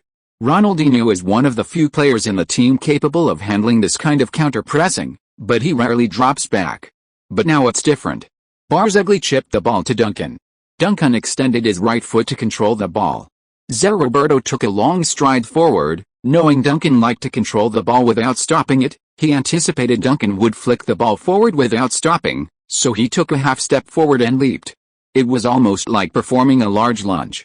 However, after Deng Kai's foot touched the ground with the ball, it seemed glued to his instep, motionless. Time stood still. Zé Roberto had already lunged forward, but the ball was still on Deng Kai's instep. Bang! Deng Kai flicked the ball, sending it slipping between Zé Roberto's legs and rolling forward. Zé Roberto could only watch as Deng Kai and the ball disappeared into the distance. Deng Kai had deliberately slowed down by half a beat with a perfect first touch, anticipating Zé Roberto's prediction. In an instant, countless opportunities appeared on the field where there had been none. Deng Kai dribbled down the right flank, passing to any of the 4 forward positions. Leverkusen players had to leave their positions to cover Deng Kai. Otherwise, Deng Kai could carry the ball all the way to the edge of the penalty area. Bang! Leverkusen's left wing-back, Pleasant, abandoned Ronaldinho and rushed towards Deng Kai. How Deng Kai should pass the ball became an easy question. Deng Kai chipped the ball to Ronaldinho. Ronaldinho received the ball and cut inside to the left, ready to either pass or shoot. Drogba, Kaká, and Ronaldo all seized the opportunity to surge into the penalty area, looking for space. Bang! Ronaldinho played a diagonal pass. Drogba, on his forward run, suddenly sprinted towards the right near post, Ronaldo rushed from the left towards the center, and Kaká moved from the center to the left. Their movement within the penalty area was incredibly fluid. This completely bewildered the Leverkusen defenders. Drogba successfully received Ronaldinho's pass on the right side of the 6-yard box and unleashed a low shot with his right foot from a tight angle. Even if it didn't go in, it would create a rebound opportunity for Ronaldo. But the problem was, swish. The ball slipped between the goalkeeper and the near post, finding the back of the net. Goal. Drogba. It's Drogba again. Drogba scored twice in 3 minutes. That was a beautiful shot from a tight angle. Perhaps Drogba didn't even think he was going to score. This attack, if it had been completed, would have been a great one. Besides Drogba, Ronaldo and Kaká were also in dangerous areas and could create scoring opportunities. Deng Kai orchestrated a third consecutive goal. His one-on-one dribbling past the opposing team's key player, Zé Roberto, was definitely one of the key reasons for this goal. 3-0. Sporting Lisbon has overtaken Leverkusen on aggregate. Now they are the team with one foot in the Champions League semi-finals. The youth storm in Lisbon seems to be sweeping through the Bundesliga. Deng Kai perfectly demonstrated what a team's core player should do. Helping teammates pass the ball, creating space and covering for them, negotiating with the referee, and one-on-one against the opposing team's key player. Besides goals and assists, Deng Kai did almost everything he was required to do on the field. And in fact, with him doing all this, the goals and assists naturally followed. Sporting Lisbon's players battled for 130 minutes, failing to score a single goal, but they finally got to see Duncan return. And Duncan, in just 9 minutes, helped his team score 3 goals, destroying all of Leverkusen's efforts over the past 130 minutes. Charge. Sporting Lisbon. The camera focused on Zé Roberto's face. He was inevitably anxious. Perhaps the only good news for Leverkusen now was that they were playing away. If they could score just one more goal, they could overtake Sporting Lisbon. Just one goal. In the 54th minute, Leverkusen's relentless pressing paid off. Neuville pressed Barzagli, whose back pass to Reina was weak. The fast Neuville even got to the ball before Reina, but thankfully Reina blocked it with his body. Vidic then cleared the ball. Sporting Lisbon narrowly escaped defeat. Their attacking momentum was significantly reduced as a result. Duncan signaled for Kaká to return to the backfield to help the team control possession and slow down the pace. In the 66th minute, Schneider crossed from the wing. Vidic headed the ball away. Pepe controlled the ball and flicked it to Kaká. Kaká chested the ball down, immediately accelerating and launching a counter-attack. Ronaldo and Drogba were in front, with Duncan and Ronaldinho on the sides. Sporting Lisbon's four-pronged attack was in full swing. From a bird's-eye view, their positioning was practically perfect. Ronaldo was furthest forward on the left. Drogba was second in the center. Ronaldinho was on the right, slightly slower than Drogba, forming a trident. Kaká was on the left flank, slightly behind Ronaldinho. Chapter 488 The Darkest Hour. Deng Kai was positioned on the right flank, furthest back. 5 vertical lines covered the entire longitudinal space of the field. 5 horizontal lines, 2 waves, allowed the team's attacking layers to randomly change between 2 and 5 layers.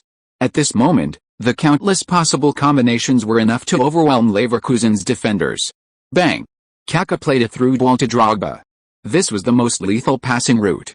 But Balak, who was positioned in front of Kaká, made a stunning move. He made a direct lateral sliding tackle, anticipating Kaká's pass and completing a super interception. If Sporting Lisbon's counter-attacks were meticulously designed after countless trials, then Balak's defense was a flash of genius. This time, inspiration triumphed over sweat. Balak's sliding tackle disrupted Kaká's pass. Wait, the ball bounced towards Deng Kai. Bang! Deng Kai met the incoming ball with a powerful lob pass, sending it into the penalty area at top speed. Moreover, he used a powerful instep flick shot, causing the ball to spin rapidly forward. Not only does the ball's speed increase, but it also dips sharply in the latter part of its trajectory, interfering with the defender's and goalkeeper's judgment of its landing point. Inside the penalty area, Ronaldo on the left wing had already begun cutting inside as Kaká played a through ball to Drogba. Kaká's failed through ball didn't stop Ronaldo, because he saw the ball bouncing towards Deng Kai. Ronaldo charged forward, the first to enter the penalty area. Turning to look at the incoming ball, he suddenly slowed down, adjusting his pace to prepare to lift his leg. Too early. Hiwei exclaimed. Ronaldo misjudged the ball's landing point, he slowed down too early. Or perhaps Deng Kai's pass was too deep. Ronaldo was preparing in what he thought was a good shooting position, but the ball flew over his head.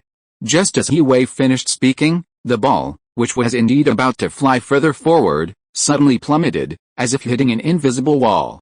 Leverkusen goalkeeper Jörg moved 2 or 3 meters out, he might have been able to catch the ball directly from there. The ball plummeted, leaving him in a precarious position. He was essentially a goalkeeper halfway out of position. What do you think the consequences would be? Bang! Ronaldo volleyed the ball into the top corner. Goal. It's here. Finally. The long-awaited CD connection. Deng Kai's first-time pass and assist. Exquisite technique. Ronaldo's high-difficulty volley. Unparalleled shooting skill.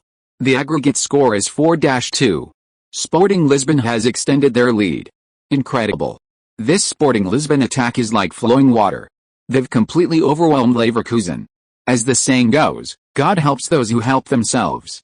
Sporting Lisbon's momentum gave Leverkusen an ominous feeling. When someone feels unlucky today, they might actually be unlucky. In the 73rd minute, Ballack passed across to Zé Roberto. The latter delivered a brilliant through ball. Berbatov, combining speed and slowness, outmaneuvered Barzagli and then used his superb footwork to dribble past the on-rushing goalkeeper Reina.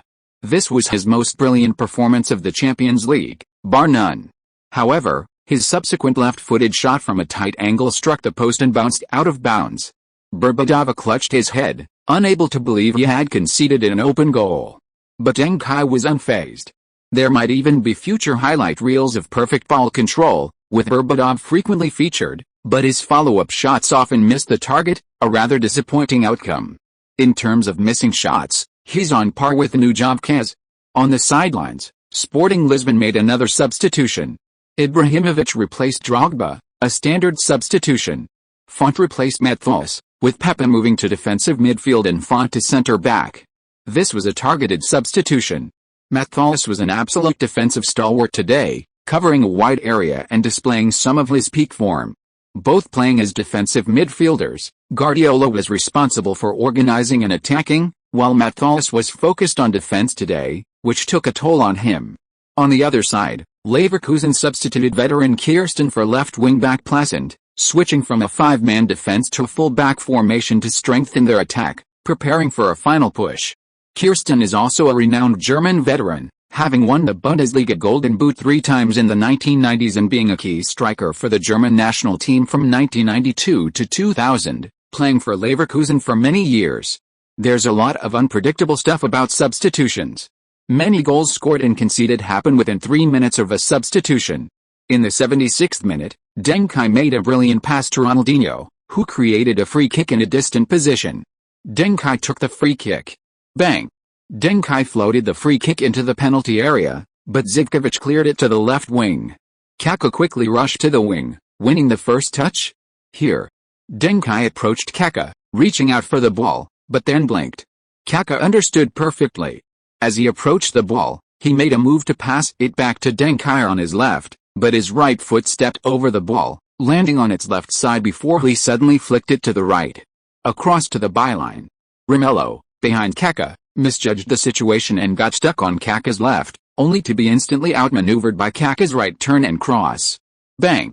Kaká crossed. From the clearance to Kaká's pass, it all happened in a flash. Many players in the penalty area were trying to block each other and didn't have time to jump. Bang! Ibrahimovic, rooted to the spot, like a towering figure, tossed the ball into the goal with his head. He didn't even jump. His 1.95-meter height became the sole reason for the goal at that moment. Ibrahimovic waved his hands and turned to run towards the corner flag to celebrate. The other players followed suit, smiles on their faces. Goal. They're on fire. Sporting Lisbon has been transformed, everyone's contributing. Ibrahimovic scored in the 3rd minute after coming on as a substitute. 5-0. Who could have predicted this score before the match? We're watching a truly magical game. Sporting Lisbon are 3 goals ahead, Leverkusen are facing their darkest hour. Wang Jiangxiang, with tears in his eyes, said, "Replay." Kaká looked at Deng Kai, and Deng Kai winked at him. Oh. Their understanding is amazing.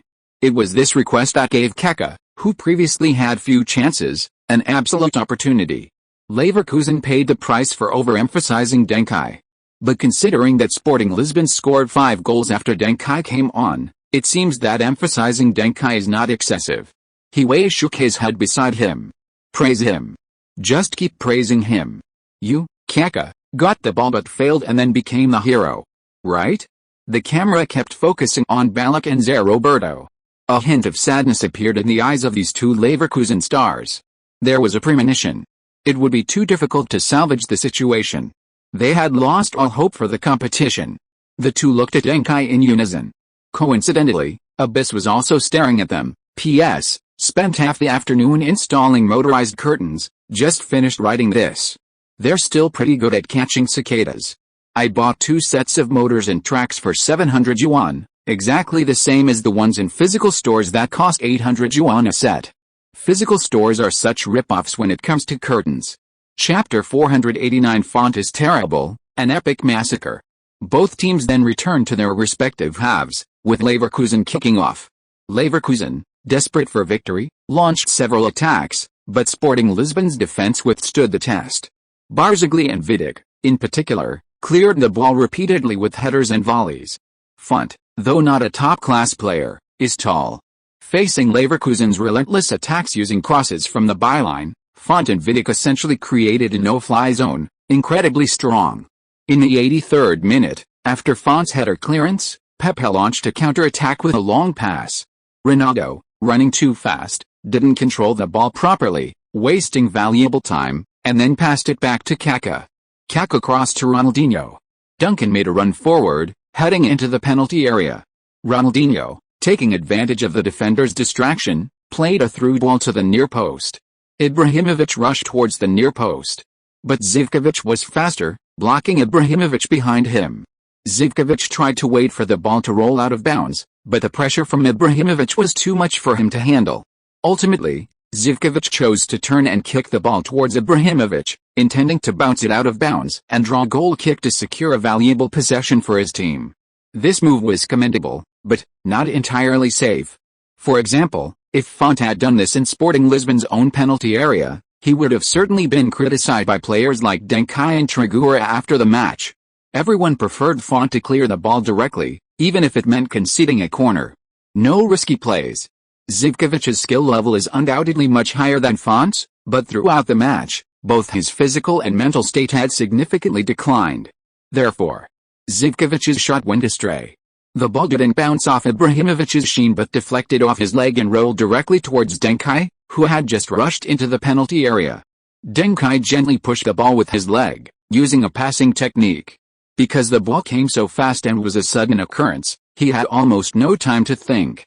The next moment, the ball rolled into the goal. Goal. Goal. This time it's finally Deng Kai who scored.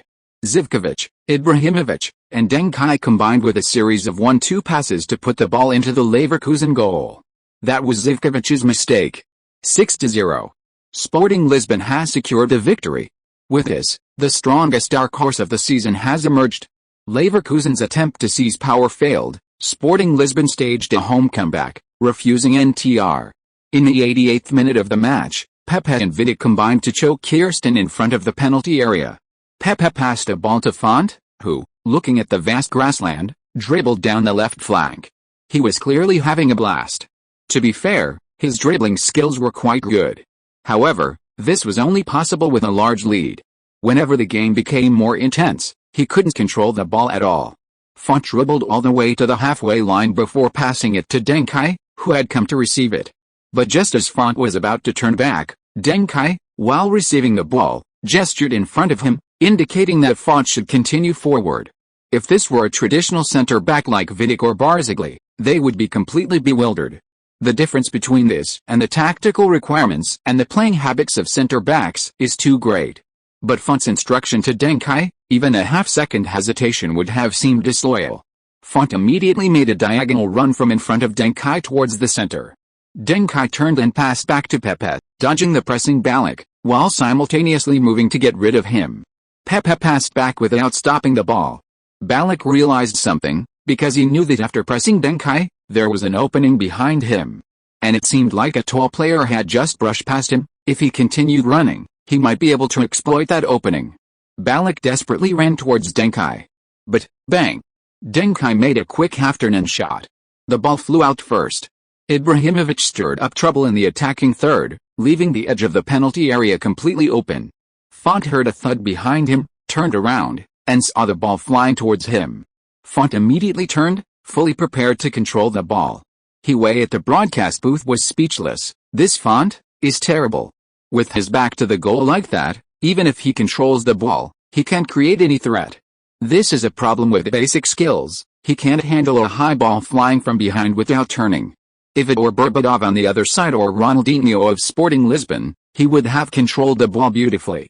And he could create a threat immediately after controlling it. Bang! Font chested the ball down. Nowotny was already behind him. As Methalis' successor, Nowotny is similar to Methalis in that he's not tall. Font, on the other hand, is a solid 1.9 meters tall. Nowotny exerted force from behind Font, affecting Font, and his chest control went astray. The ball bounced slightly to the left. Font leaned back, using Nowotny's momentum to complete a half-turn, and unleashed a powerful right-footed shot. Whoosh! The ball flew straight into the top corner of the goal. Goal. A world-class goal. Jose Font has scored a super world-class goal. A beautiful turn and shot. Chest control followed by a turn and volley. Incredible. You know, Font is a center-back. Oh. I see. Ladies and gentlemen, Font is indeed extraordinary. He played as a center-forward under Maxier in his early years and had some brilliant performances. Maxier has a keen eye for talent, his tactics are brilliant. Font is versatile, playing both center-back and center-forward. 7-0. Sporting Lisbon achieves an epic victory. 7-2 on aggregate, Sporting Lisbon advances to the Champions League semi-finals. A dark horse all the way. On the field, Font looked at Deng Kai, called for him to run together, and then gave a siwuwu. Outside the stadium, fans chanted in unison, siwuwu. The moment the match ended, Sporting Lisbon's players rushed onto the pitch to celebrate their exhilarating victory. Meanwhile, Bayer Leverkusen's players collapsed onto the grass, sobbing uncontrollably. They seemed to have lost everything. From 2-0 to 2-7, they had endured a nightmare. Balak, tears welling in his eyes, had wanted to leave something for Leverkusen. But now, hey, can we exchange jerseys? Deng Kai approached Balak. The latter, still crying, took off his jersey. The two hugged as they exchanged jerseys. This might not be a bad thing, Balak, Deng Kai whispered in Balak's ear. Focus more on the German Cup and the league. You deserve the trophy this year, no matter what. Because your performance this year deserves any championship. Chapter 490. Since we're already here, let's make a big fuss about it. Balak cried even harder. He nodded heavily and hugged Deng Kai again. Then he left the field with his teammates. As the game ended, the reporters went wild, trying to get more inside information from the players about the sudden turn of events in the game. Zé Roberto, I don't know what happened, nobody knows what happened. Everything changed when Duncan came onto the pitch. He didn't seem to do much, but he seemed to do everything. Balak, Duncan is the best midfielder I've ever played, yes, I can say that. He earned my respect with his impeccable performance. I wish him all the best in leading his team to another Champions League title this season. Berbatov, I regret missing that crucial goal. Sporting Lisbon capitalized on more chances, they found their rhythm today, playing with everything they could. Schneider, Yang Chen won. He told me that if Duncan had played, he would have helped Sporting Lisbon win. I thought he was joking, but now it seems he just knows his compatriot well enough. Leverkusen coach Klaus Topmüller, if Lucio hadn't been suspended, this game might have been different. None of our players performed poorly, but the problem was that too many Sporting Lisbon players overperformed. 1 or 2 goals might be an accident, but when Font scores, we have to see beyond the surface. Deng Kai has changed this team, he makes miracles happen more often. This is the key quality that all top midfielders need to possess. As a key figure repeatedly mentioned by Leverkusen players, Deng Kai is now surrounded by a huge crowd. Reporter, you led the team to an incredible 7-0 victory. Did you realize how crazy that is? Deng Kai, no one could have predicted such a score. I have to thank my teammates and coaches, they prepared everything for the win. Ronaldo's shooting is world class. He always manages to score crucial goals when the team needs them most. Ronaldinho's dribbling is incredibly strong. I can't think of anyone who could stop him. He created countless opportunities for us. Drogba's performance today was amazing, but I know he may not be at his full potential. He still has untapped potential. Kaká is a player who perfectly combines skill and intelligence. He always seems to have a telepathic connection with you. Font is a treasure. You can't imagine what he's brought to this team. Mapo tofu, kung pao chicken, boiled pork slices. I mean, he does everything very well. After the match, major media outlets released press releases, showcasing this epic victory to the world. Deng Kai makes a triumphant return. A substitute appearance in the 40th minute, 1 assist and 2 goals, earning him the Man of the Match award. In the name of the core.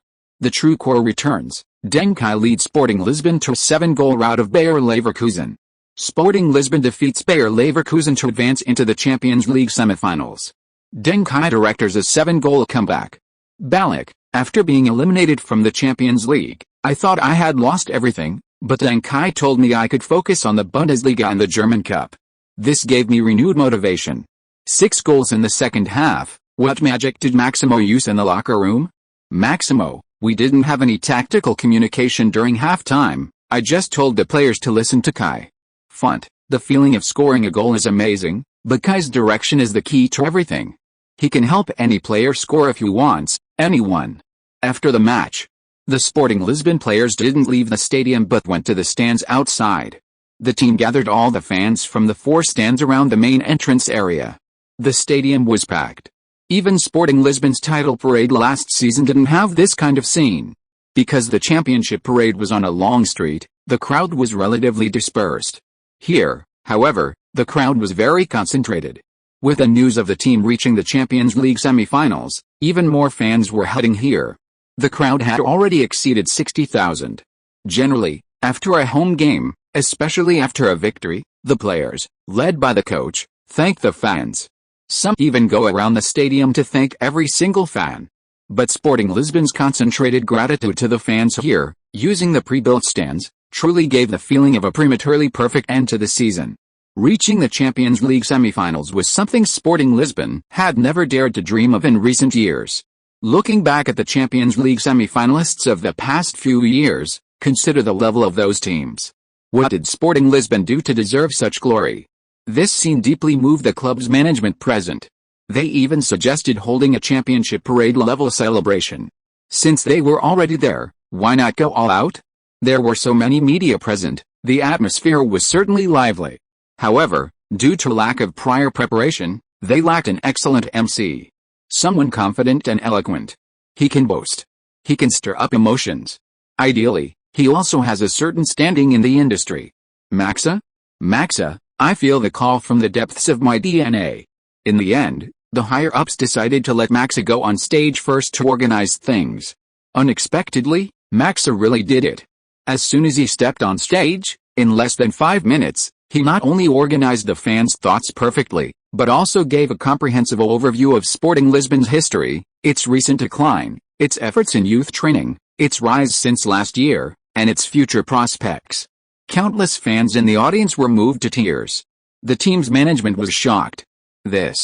Max's personal assistant was not surprised by this result. After all, he had been memorizing these things for more than 3 years. 3 years. That's enough time to take the college entrance exam. How much technique and tactics could youth players learn in 3 years? How many tactics and combinations did Trigura study? How many team and individual honors did Deng Kai win? Is it difficult for Maxa to memorize a few articles praising the team? However, this was not all that Maxa knew. Maxa has never let go of those apologies after losses, statements shirking responsibility, and pronouncements that feign support for players while actually shifting blame. He can't afford to become rusty just because there haven't been many opportunities to use them. After all, no one can predict the future. At least today, Maxa had prepared a profound apology, including but not limited to statements like, Deng Kai chose to play injured for the team. Although it was beyond saving, this determination and camaraderie deserve to be remembered by everyone. How can we bear to blame such a leader? Chapter 491 Declaration of Departure? To put it simply, Deng Kai's playing with an injury affected the team, It has nothing to do with me, and I was unaware of it. He's the leader. If anyone should be blamed, blame him. After Maxa, Trigura made a brief statement, but he was conscientious, praising all the players. Then, the club's management spoke one after another. Their speeches were rather official and uninteresting, but the fans were very supportive, applauding enthusiastically regardless of whether they listened or not. Then it was time for the players to speak. The name Deng Kai rang out repeatedly. The fans had been eagerly anticipating it. By this time, the number of fans in attendance had exceeded 80,000. Almost all the media present had also arrived. The equipment was all set up. The celebration seemed to be finally reaching its climax. Unable to refuse the enthusiastic cheers, Deng Kai could only slowly walk onto the stage. Deng Kai. Deng Kai. Ah. Deng Kai, Deng Kai. The fans' frenzy even reminded Deng Kai of the line "J. Joe" from the song Snail. Excuse me, where are the medical personnel on site? Deng Kai's first question upon taking the stage left everyone bewildered. Soon, Deng Kai spotted the stadium's medical staff. He shook his head. Next, please be careful and check your equipment. Make sure everything is in order before informing Mr. Trigla at the front desk. Also, that's not enough. Are there any medical personnel among the fans here? All kinds of first aid, cardiovascular, etc. Okay, please gather in the left-hand stands area. The stadium's medical personnel leader will also go there. According to the emergency plan, divide into groups to cover the entire area. By the way, I'd like to announce the emergency contact number here. All fans, please enter it into your phones. If any fan around you faints, please call for help immediately, but please remain calm and don't panic.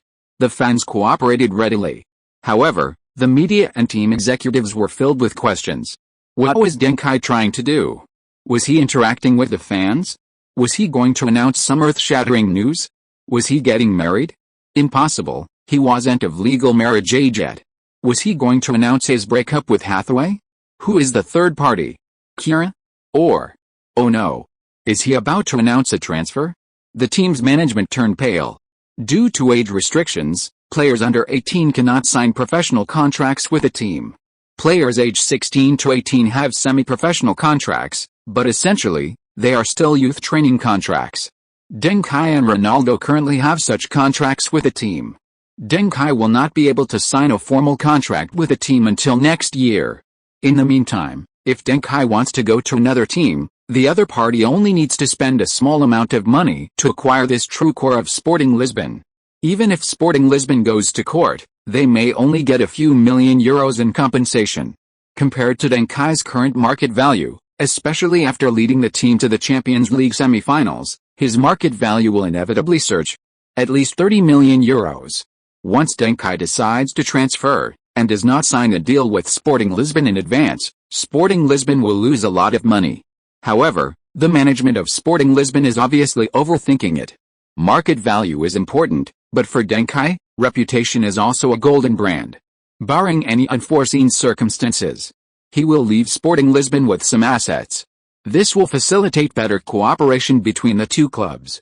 For example, establishing Deng Kai's training camp within Sporting Lisbon, forging a deep partnership between Deng Kai and Hugo's agency and Sporting Lisbon, establishing a deep partnership between Deng Kai and Zhang Yun's Donkey Uti, a Chinese football-related platform, and Sporting Lisbon, facilitating the establishment of Sporting Lisbon and Deng Kai's football industry in China, and facilitating the transfer of young Chinese players to Portugal or even to major European leagues. All of these require a bridgehead. Sporting Lisbon has the conditions to establish a deep partnership with Deng Kai. Moreover, the two sides are already cooperating to varying degrees in these areas.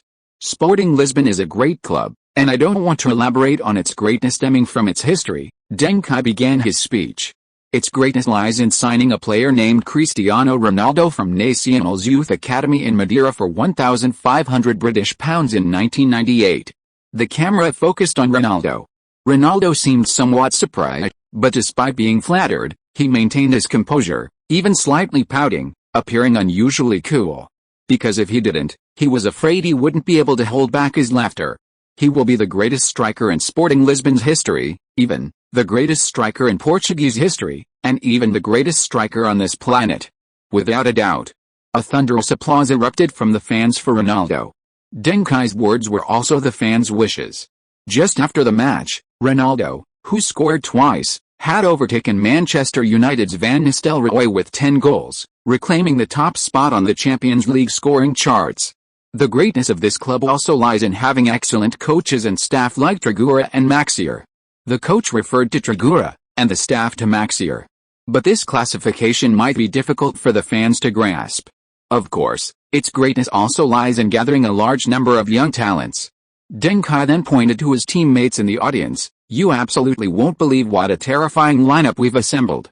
Ronaldinho, Kaká, I think you'll become Ballon d'Or winners and FIFA World Player of the Year winners, maybe even faster than Ronaldo, but probably not as fast as me. Ha ha ha. The fans laughed. Deng Kai is truly humorous. Ronaldinho and Kaká laughed too. Ronaldinho laughed because he thought so too. Kaká laughed because it seemed he thought Ronaldo was slightly better than Drogba. Happy. Drogba, Ibrahimovic, I find it hard to tell who will be the world's best striker. Of course, I know the most talented one is Ibrahimovic. It's a real shame to put you on the bench. You are absolutely a super player who should be playing every minute of the game. From next season onwards, you will not be on the bench, never. Deng Kai looked at Ibrahimovic. The latter's heart trembled slightly. These words, could it be that Kai knew? This season, many teams have contacted Ibrahimovic. They also believe that being a substitute is a waste of Ibrahimovic's talent. These include Lazio and Juventus, who faced Sporting Lisbon in the Champions League this season. Besides, Ajax in the Eredivisie and several Premier League and La Liga teams are also very interested in Ibrahimovic. Or, is this Kai's closing statement before leaving? Ibrahimovic felt a mix of emotions. Because no matter what the situation, it seemed, it was almost time to say goodbye. He hasn't fully mastered Tai Chi yet. Chapter 492 The Oath of Alvalid. As for Drogba, forgive me for saying Ibrahimovic is the most talented. As an apology, when you win the African Footballer of the Year award, please invite me to the ceremony, okay? Ideally, I'd like to present the award to you. I want to witness the peak of your career. Drogba smiled. He didn't think that day would come. He was just a mediocre player, but he was grateful to Duncan. It was Duncan who showed him the direction to move forward. Vidic, Barzagli, and Terry, who has become Chelsea's hope, you are the best centre-backs I've ever played with. I can't imagine what it would be like to face your strikers. If possible, years from now, when you meet me, please go easy on me. At least don't always let me not even touch the ball, okay? Ha ha ha. Everyone laughed again. Pepe, I didn't put you in the center-back category because I think you have other potential to be explored. Just being a defender or defensive midfielder doesn't seem enough to fully unleash your abilities. I think you're the next Matthäus in my mind. You will be the cornerstone of the Brazilian national team or even the Portuguese national team's defense for many years to come. Macon, Evra, Veloso, Reina, Font, and Matthäus, Deschamps, Schmeichel, Guardiola. Deng Kai kept naming his teammates, apologizing for comparing Font to everyone else. The expressions of the older players had changed from initial ease and joy to seriousness. This was the rhythm of farewell. Parting is painful. Has it come to this again? The veterans understood why Deng Kai wanted to announce the team's disbandment at this moment. Because if the team lost and was eliminated from the Champions League, or if there were any setbacks in the league or the Portuguese Cup, then there would be no mood for this. Everyone would leave, scatter, and there wouldn't be a proper farewell ceremony. It's inevitable that it started strong but ended weakly. This kind of ending is unfair to this relationship, and to this experience and glory. After all, they were 5-time champions. Wu Zedong, I have to single you out, Deng Kai began, addressing the last player on the team. You absolutely have the ability to make a name for yourself in European football. I wish you a wonderful journey. But I must also warn you, when you return home, always maintain your integrity, and always stay away from anything that undermines or affects the fairness of football. There are some things I can't say too bluntly. I will work hard to sweep away the darkness, but I also hope you can cherish the light that will come. Wu Zedong nodded. He solemnly promised. All right, I've said too much? Deng Kai then looked at the fans. Some people might think what I'm saying is nonsensical, but that's not important. Because what I'm about to say is truly relevant to all of us. Please, all teammates and coaching staff, come up to the stage. Deng Kai suddenly called on his teammates. The teammates quickly and readily went onto the field. The entire Sporting Lisbon squad was present. Moutinho, Hao Jinmin, Yu Shihao, and the youth team players, come up here too. Deng Kai saw the Sporting Lisbon youth team players. They were also there to support the club in this crucial match. Yu Shihao and the others were flattered, excited yet timid as they stepped onto the big stage. Standing with Deng Kai, Matos, Schmeichel, Guardiola, Deschamps, Ronaldo, and Ronaldinho, was this real? It was a dream. But playing on the field with them would be even better. Deng Kai stood at the front, telling his teammates he would repeat what he said later, if they wanted. Then Deng Kai clenched his right fist, held the microphone, and said, "I swear." His teammates followed suit, raising their right fists. "I swear. Deng Kai, I will give 100% focus and effort." Teammates, "I will give 100% focus and effort." Deng Kai, "To win every victory within our power for the team." Teammates, "To win every victory within our power for the team." Deng Kai, "To win every championship within our power for the team." Teammates, "To win every championship within our power for the team." Many were stunned. What was this? Deng Kai, "To win the league title for the team." Teammates, "To win the league title for the team." Clap clap. The fans applauded. Deng Kai, "To win the Portuguese Cup for the team." Teammates, "To win the Portuguese Cup for the team." Wow. The fans cheered. Deng Kai, "To win the Champions League title for the team." Teammates. Fans. No one spoke. Because this sudden goal seemed so far removed from reality. Was Kai getting carried away? These kinds of things shouldn't be said carelessly. The Champions League. That's the Champions League. Deng Kai remained unmoved, repeating even louder, "Win the Champions League for the team." After a silence of about a second, Ronaldo excitedly chimed in, "Win the Champions League for the team." Suddenly, many fans felt their hair stand on end. They felt like they were listening to a ghost story. Deng Kai's voice grew even louder, almost a shout, "Win the Champions League for the team." The whole team shouted in unison, "Win the Champions League for the team." Louder. Deng Kai repeated again, veins bulging on his forehead, "Win the Champions League for the team." The whole team shouted, "Win the Champions League for the team." Championship. Championship. The voices echoed continuously. In the stands, some of the older fans could no longer hold back. Tears streamed down their faces. On the stage, Trigora trembled, Max's face was flushed, and the players were all bursting with excitement. Yes, we had just made it to the Champions League semifinals. But why did everyone, including ourselves, think this was our farewell match in the Champions League? Could we be a little bolder? The whole stadium. Deng Kai pointed to the 80,000 fans in the stadium, "Win the Champions League for the team." The microphone was extended forward. The 80,000 fans roared in unison, "Win the Champions League for the team." Championship. Championship. Outside the Alvalade Stadium, the word championship resounded throughout the city. Fans of Benfica, another powerhouse team in Lisbon, looked towards Alvalade with unprecedented envy. Some Benfica fans even dug out their long-treasured Sporting Lisbon jerseys. It seemed it was time to reclaim their status as 20-year-old Sporting Lisbon fans. They donned their green and white jerseys, preparing to go to the Alvalade Stadium to see what was happening there. The media personnel at the scene were stunned, speechless for a long time. Was this an oath? No, this wasn't an oath. This was a declaration of war. A declaration of war against the whole world. The one making the oath, Deng Kai. Deng Kai raised his right fist to the sky. The oath taker, Cristiano. The oath taker, Trigora. The oath taker, Maxa. The oath taker, Wu Zedong. The oath taker. More than 80,000 names flew across the sky. Sporting Lisbon, united as one, launched their first ever assault on the Champions League title. This declaration was destined to shake all of Europe. It is known as the Oath of Alvalade. If you are listening to this novel on a channel other than Fanfic World, it means it was downloaded and re-uploaded without effort. We warmly invite you to visit our channel, Fanfic World. There you will find the original version of this story and many other novels of various genres. We look forward to seeing you dive into a world of incredible novels. Chapter 493. Who is the Soaring Dragon, and who is the Flying Dragon? Farewell Ceremony? Sporting Lisbon Supermarket to open soon? Deng Kai bids farewell to 80,000 fans. Sporting Lisbon may be dismembered by all of Europe after the season. A grand farewell. Sporting Lisbon gathers 80,000 fans to celebrate the end of the season in advance. Wrong. Wrong, wrong, wrong. It's not over. Sporting Lisbon issues a champion's declaration. The Oath of Alvalade.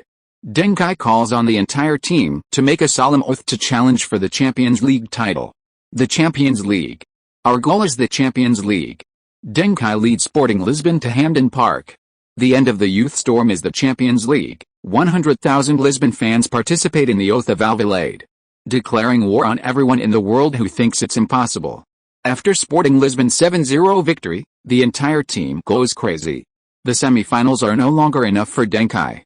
He wants the St. Ballard Cup. Sporting Lisbon's 7-0 victory sacrifices Leverkusen. Deng Kai's triumphant return is unstoppable. Crazy. Everyone who first saw the news had only one thought in their mind: Sporting Lisbon had gone mad. Deng Kai had gone mad. But when they saw the scene broadcast by the media, they hesitated. The Oath of Alvalade. Earth-shattering. That overwhelming momentum actually made the viewers start to think about whether this team could really become the Champions League champion. For a dark horse team, to achieve this was already a success. That night, countless people in Europe couldn't sleep. Madrid, Spain. Zidane sat in his study, opening the book Deng Kai had given him in return after he first sent Deng Kai a signed football, the I Ching. 9 at the top, the dragon soars too high, regrets follow. Things reach their extreme and then reverse. Those in high positions must guard against arrogance and impetuosity, know when to advance and when to retreat, and temporarily avoid the limelight. Zidane frowned. He turned to the next page. 9-5, the flying dragon soars in the sky. It is advantageous to see a great man.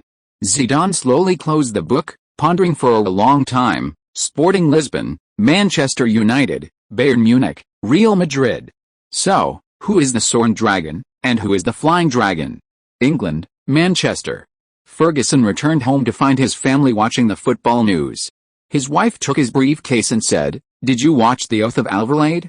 That boy's spirit is just like yours." Ferguson was puzzled. What? Ferguson's wife said, "You always tell us that you're going to kick Liverpool off that damn throne. He's doing the same thing, isn't he?" Ferguson looked at the television, and a few minutes later replied to his wife, "Yes, but among the people he's going to kick is me." Ferguson's wife laughed. "Then he's really not very smart." Ferguson also laughed. "They said the same thing about me back then." Ferguson looked out the window. "But I did it." "And, what about you?" "Germany, Munich."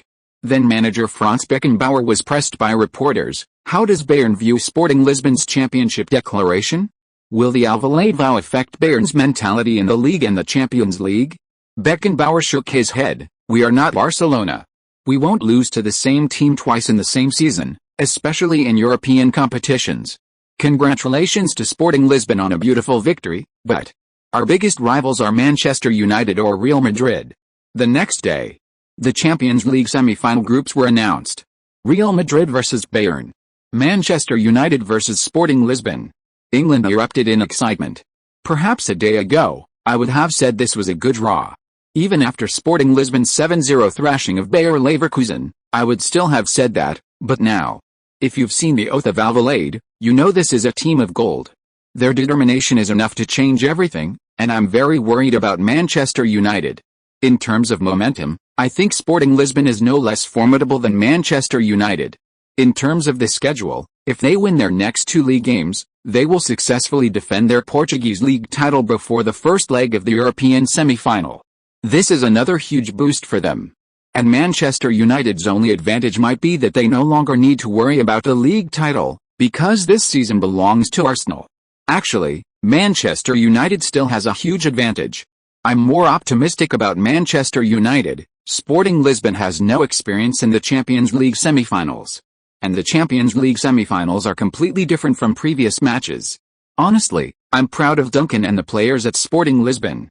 But similarly, I think Manchester United will undoubtedly reach the final. They're not in the same league. Every Manchester United fan knows the relationship between Duncan and us. Now it's Manchester United facing Manchester United's reserve team. Who do you think will win? Have you ever seen a club's reserve team beat their first team? Sporting Lisbon will be welcomed by the fans when they arrive at Old Trafford, but they will also leave with 3 points. Manchester United will finish the match right there at Old Trafford. We'll make the second leg of the Alvalade leg a consolation performance. It's better for everyone. The English showed unprecedented friendliness. Such an attitude is rarely seen in the history of Champions League semi-final matches. The Alvalade played a huge role in this. A tough attitude, unwavering determination, and strong strength are necessary conditions for earning respect. Sporting Lisbon has all three. The atmosphere here is so heated that the discussion surrounding the Real Madrid vs Bayern Munich clash next door is far less intense than expected. Keep in mind, this is Bayern and Real Madrid. The former is last year's Champions League champion. The latter is the year before's Champions League champion. The former has reached the Champions League semifinals for 4 consecutive years. The latter has reached the semifinals 4 times in the past 5 years and won the Champions League twice. Fans of the former say, the Champions League semifinals are ours. Fans of the latter say, even-numbered years belong to Real Madrid, odd-numbered years belong to others. They're all top-tier rappers, top-tier teams. They still couldn't beat Manchester United's first team against their second team. It has to be said, this is the first time Real Madrid has lost in terms of popularity and buzz since assembling the Galacticos. Florentino Perez said he never wants to play Bayern Munich in the semi-finals again. They're dragging us down. Their popularity is terrible. But Florentino isn't worried. He has big plans. This summer, he wants to put all the world's attention on the Bernabeu. The world's greatest superstar will be here. Ronaldo.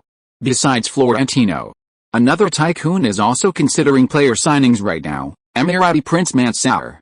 Last year he made a major decision, and now it has almost proven to be correct. The Manchester City Football Club, acquired by a company led by him and with Deng Kai as the second largest shareholder, is currently top of the League One table. Even if they slip up and miss out on the League One title, promotion to the Premier League is practically guaranteed. This success is undoubtedly due in large part to Mansour's financial incentive policies. This tactic has proven incredibly effective for the players, at least in the short term. He fulfilled his initial promises, even exceeding what he promised Deng Kai. However, what he didn't expect was that, despite possessing immense wealth and lacking any advisors, he only achieved about 120 to 130% of his goals. Chapter 494 The Five Crown King is a thing of the past. But Deng Kai has almost completed 1,000 or 2,000% of his mission. This summer, Mansour believes Manchester City will shock the entire football world. Because they will welcome the world's greatest superstar, youth version. Deng Kai. As the information spread, a video editing video by a content creator called Fleeting Glimpses on the football website Donkey became popular. His video was titled A Review of the Most Exciting Matches in Different Stages of the 2001 to 2002 Champions League. Fleeting Glimpses believes that the most exciting match in the first group stage was Sporting Lisbon's do-or-die match against Lazio. Lazio had a star-studded lineup, with players either at their peak of ability or fame, truly in the prime. Sporting Lisbon combined veterans and newcomers, with both superstars nearing the end of their careers and unknown but sharp newcomers, creating a youth storm. The result was a stunning victory. Deng Kai led his team to 3 consecutive wins in the Champions League group stage with a hat-trick, causing Lazio's home fans to turn against them. Sporting Lisbon stormed into the Champions League round of 16 by stepping over the corpse of their rival Lazio. In a sense, that match completely shattered Lazio, arguably ending their season 6 months early. The collapsed Lazio has plummeted, currently sitting 6th in Serie A, and may not even qualify for the UEFA Cup next year. The Seven Sisters of Serie A have been utterly extinguished on the competitive level. Sporting Lisbon not only crushed Lazio, but also tarnished the aura of Serie A as the world's top league. In the second group stage, the most exciting match, in my opinion, was the 5-5 scrimmage between Sporting Lisbon and Arsenal in their first encounter. In this stage, Sporting Lisbon battled Juventus, fought Barcelona, and encountered a frenzied Arsenal. That was the most beautiful form of attacking football. The 5-5 draw between Sporting Lisbon and Arsenal encapsulated all the elements of this stage of the competition. Ibrahimovic, who never tries out, scored twice, silencing Wenger. Ronaldo, who can't pass, provided 2 assists, powerfully proving his inability to pass. Deng Kai scored and assisted, while Brazilian stars Kaká and Ronaldinho each found their mark. Chinese youngster Wu Zedong made history, becoming the first Chinese player to score an assist in a single Champions League match, earning him the nickname the Genghis Khan of the Portuguese league. This victory truly cemented Sporting Lisbon's place in the European football scene, especially their formidable attacking prowess, which rivaled even the Premier League giants Arsenal. It also proved domestically that Chinese players are capable of reaching the highest levels of world football, greatly boosting fans' confidence and inspiring more children to love the sport. The most exciting match of the quarterfinals was undoubtedly Sporting Lisbon's 7-0 thrashing of Bayer Leverkusen. Deng Kai's triumphant return saw him lead his team to victory within 9 minutes of entering the game, and in 60 minutes, he led the team to 7 goals, setting a new Champions League record. Even Manchester United's comeback against Bayern Munich in 1999, where they scored 2 goals in 1 minute, saw Solskjaer and Sheringham both playing over 20 minutes as substitutes. In comparison, Sporting Lisbon's efficiency is far inferior to Deng Kai's Kai-style Lisbon. Finally, fleeting glimpses made a prediction: the Manchester United vs Sporting Lisbon series will definitely be more exciting than the Real Madrid vs Bayern Munich series. And the reason he became popular is because the vast majority of fans online share this opinion. Except for the infamous Kai-bashing account Kai Laoba. Kai Laoba, Lazio is exhausted, already crippled by Mendieta. Sporting Lisbon just happened to be in the right place at the right time. Arsenal played with a good balance. The first leg against Sporting Lisbon was just a warm-up. The second leg's 4-1 thrashing of the Portuguese side showed they were really serious. Leverkusen is just an unknown team. After winning the first leg, they lost their composure, and it's normal for pride to lead to defeat.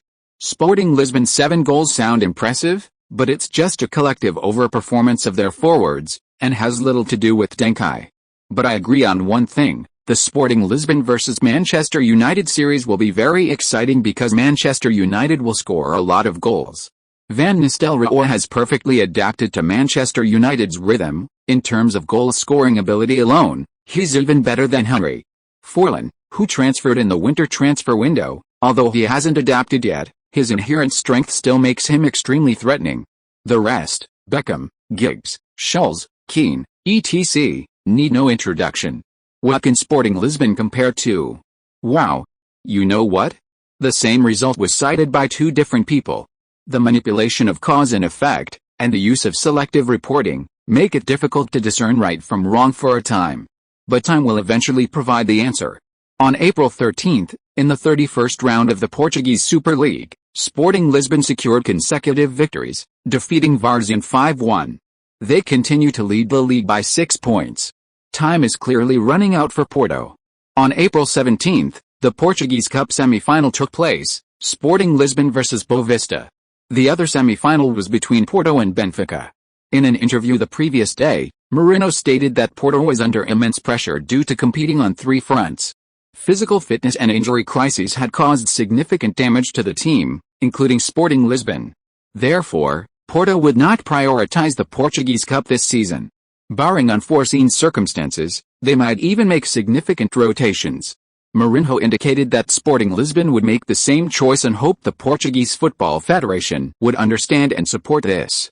After all, European competitions are a more important honor. The Portuguese Football Federation should support Sporting Lisbon and Porto in giving their all in the Champions League and UEFA Cup semi-finals. Listen to Mourinho, isn't he got a grand vision? Earlier today, Porto fielded their full-strength lineup against Benfica, defeating them 1-0 and advancing to the Portuguese Cup final. This smokescreen left Benfica battered and bruised. Sporting Lisbon, surprisingly, followed suit, also fielding their full-strength squad and easily defeating Boavista 3-1 to reach the final. Suddenly, the rivalry between Sporting Lisbon and Porto this season has reached a fever pitch. Last season, Sporting Lisbon snatched both the Portuguese League and the Portuguese Cup from Porto. This season, Porto is determined to take them back. And they aim to replicate Sporting Lisbon's treble-winning miracle from last year. Porto is also gaining momentum. Fans are cheering for their team in various ways, trying to counter the surge in morale following the oath of Alvalade. But Porto's goal has startled Sporting Lisbon fans. A treble? Holy crap! If Porto can do it, then it seems we can too this season? No way. This is a legitimate treble-winning Champions League team. Our league, ranked 6th or 7th in the world, should. Really? Can you really think about it? Wouldn't this be disrespectful to the sport of football, P.S. Went to Chengdu for business this weekend. Chan said he could finally go to Yintai City to see the Li Auto L8 Li car, a cheap, low-priced car. But I think it's too expensive, and I'm planning to use all my riding fees this year to buy him a bikekin. If it's not enough, I'll add some more myself. He's feeling emo now. Chapter 495. The Chinese team at the championship celebration. But considering that Kai has openly stated his intention to go all out for the Champions League, shouldn't we also be able to call for a treble? Losing isn't shameful. Losing to Manchester United, Real Madrid, or Bayern Munich isn't embarrassing. But winning would be truly legendary. In football history, no team has ever achieved a treble 2 years in a row, including many trebles and cup trebles. Does that sound a bit ominous? Anyway, Sporting Lisbon seems to always be creating miracles. So why not this year? Yes, this season. A four-way bet on Sporting Lisbon. On April 21st, the 32nd round of the Portuguese League, Sporting Lisbon will host Setúbal. This match sparks some controversy beforehand because Sporting Lisbon fielded almost an entirely reserve lineup, except for goalkeeper Reina. They even called up many academy players to fill the gaps due to lack of substitutes. This isn't entirely incomprehensible. After all, Sporting Lisbon's Champions League semi-final against Manchester United is just 3 days later. With a 6-point advantage, Sporting Lisbon can afford to lose. However, the Portuguese Primeira Liga Association has objections. Theoretically, in an extreme scenario, Sporting Lisbon could end their season's rivalry with Porto and directly win the Primeira Liga title. If Benfica defeats Porto. This round of league matches marks the third encounter between Benfica and Porto this season, including the previous Portuguese Cup semi-final. Benfica has consistently been the loser. But, given any chance, the Primeira Liga leaders will take the championship trophy to the Alvalade Stadium. Isn't this just wasting resources? If a fully reserved Sporting Lisbon loses to Setúbal, then everyone's trip will have been for nothing. The media feels the same way. Therefore, some people are criticizing Sporting Lisbon through the media for not prioritizing the league and lacking any sense of the bigger picture. As a result, Sporting Lisbon has its youngest squad in history in terms of average age. Although the team has veterans like João Pinto and Paulo Bento, the former being quite skilled, there's also a group of youth academy players registered at around 17, 18, or 19 years old. João Moutinho, Yu Shihao, Xiao Jiaoyi, Hao Jinmin, Chen Tao, and others. However, a bizarre scene unfolded. In the 3rd minute, Hao Junmin's long pass provided an assist, and Yu Shihao scored a one-on-one goal, briefly giving his team the lead. But Setúbal scored in the 32nd minute of the first half and the 60th minute of the second half. In the final minute of regular time, Hao Junmin's corner kick was headed by Xiao Jiaoyi, hitting the crossbar before Chen Tao swept the ball into the net. 2-2, Sporting Lisbon equalized against Setúbal. 2 minutes later, the final whistle blew. Almost simultaneously, cheers erupted from the adjacent stadium. Benfica, with no chance of winning the title this season, narrowly defeated Porto 4-3. The Portuguese league champion was born. Sporting Lisbon successfully defended the Portuguese league title. Portuguese league officials were overjoyed, despite their reluctance to attend. And here they were, in time for the championship ceremony. More on-camera speeches and award presentations to the players. What a spectacle! Sporting Lisbon starting players, dressed casually in their own clothes, rushed onto the pitch to celebrate with their teammates. Deng Kai even pushed past Cristiano Ronaldo, pulling Wu Zidane, Xiao Jiaoyi, Yu Shihao, Chen Tao, and Hao Junmin aside for a group photo. Ronaldo was clearly unhappy. What do you mean? Why did you push me away? Deng Kai laughed. Nothing, just a small group of Chinese players taking a family photo. Portuguese friends, please make way. Ronaldo was speechless. Thus, the photo with the highest proportion of Chinese players on a European football field was born. Reporters also interviewed the young Chinese players from the match. Reporter, Chen Tao, you scored a very important goal for Sporting Lisbon this season. What motivated you to score that goal? Chen Tao scratched his head. Mainly, I didn't want to add burden to Kai. If the league ends early, the team can fully focus on the Champions League semi-finals. As a member of Sporting Lisbon, although I'm just a youth player, I also hope to contribute to the team and share Kai's burdens. Reporter, when we searched for your information, we initially found Chen Tao from Shenyang Football Club. Are you brothers? Chen Tao, no, no, no, we don't know each other. My name is very common in China, there are over 100,000 people with this name in my area. Moreover, I mainly play as a defensive midfielder and center back. The Chen Tao you mentioned is an attacking midfielder and a national youth team player. In terms of status, he's better than me. Reporter, Yu Shihao, you scored the first goal of the day. How do you feel? Yu Shihao, it's great. I hope my family can see this game, they will definitely be happy. Reporter, Hao Jinmin, your performance today reminded me of Ronaldinho.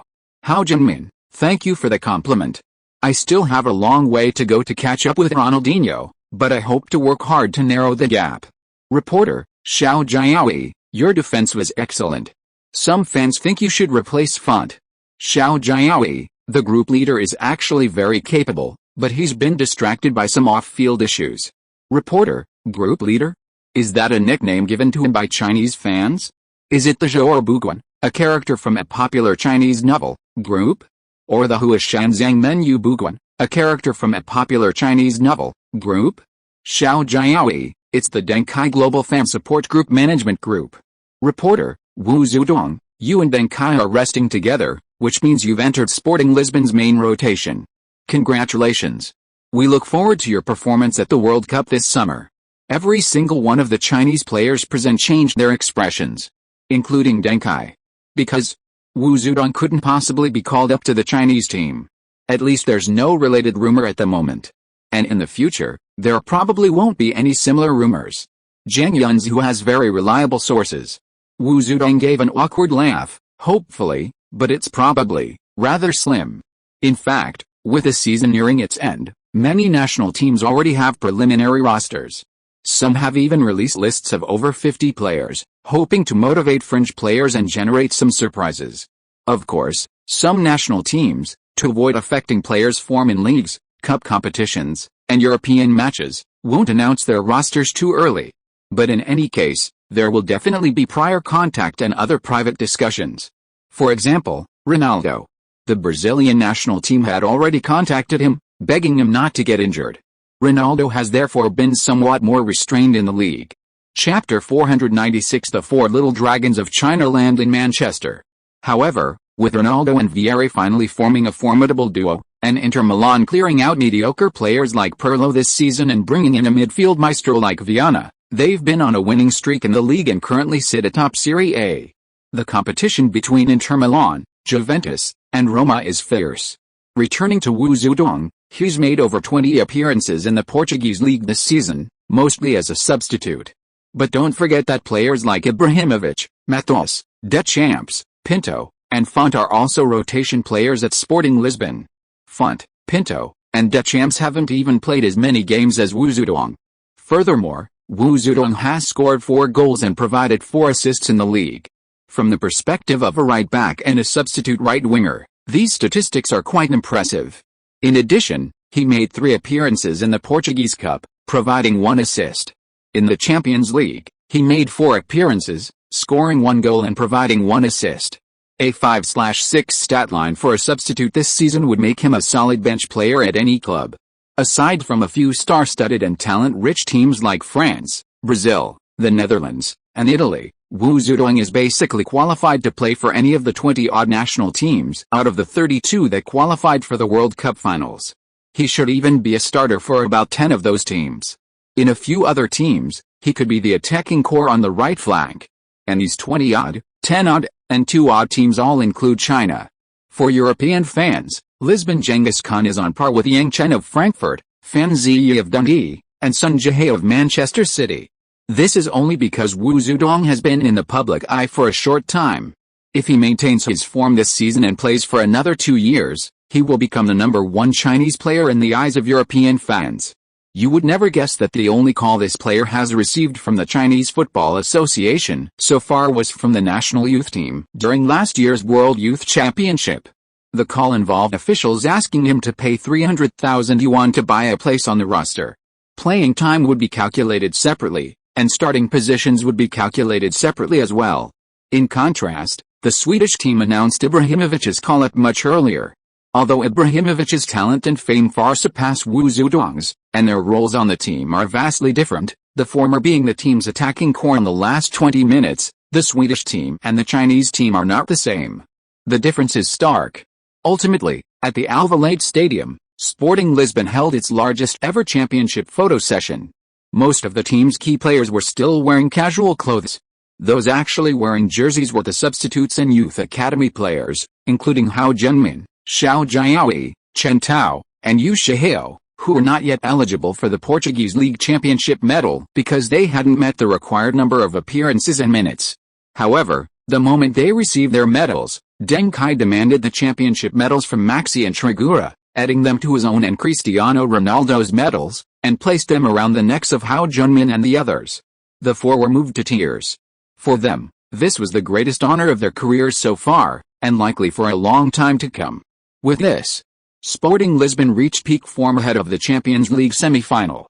Headlines included, Sporting Lisbon's youth academy yields another success. 5 young players start, helping the team win the Portuguese League title.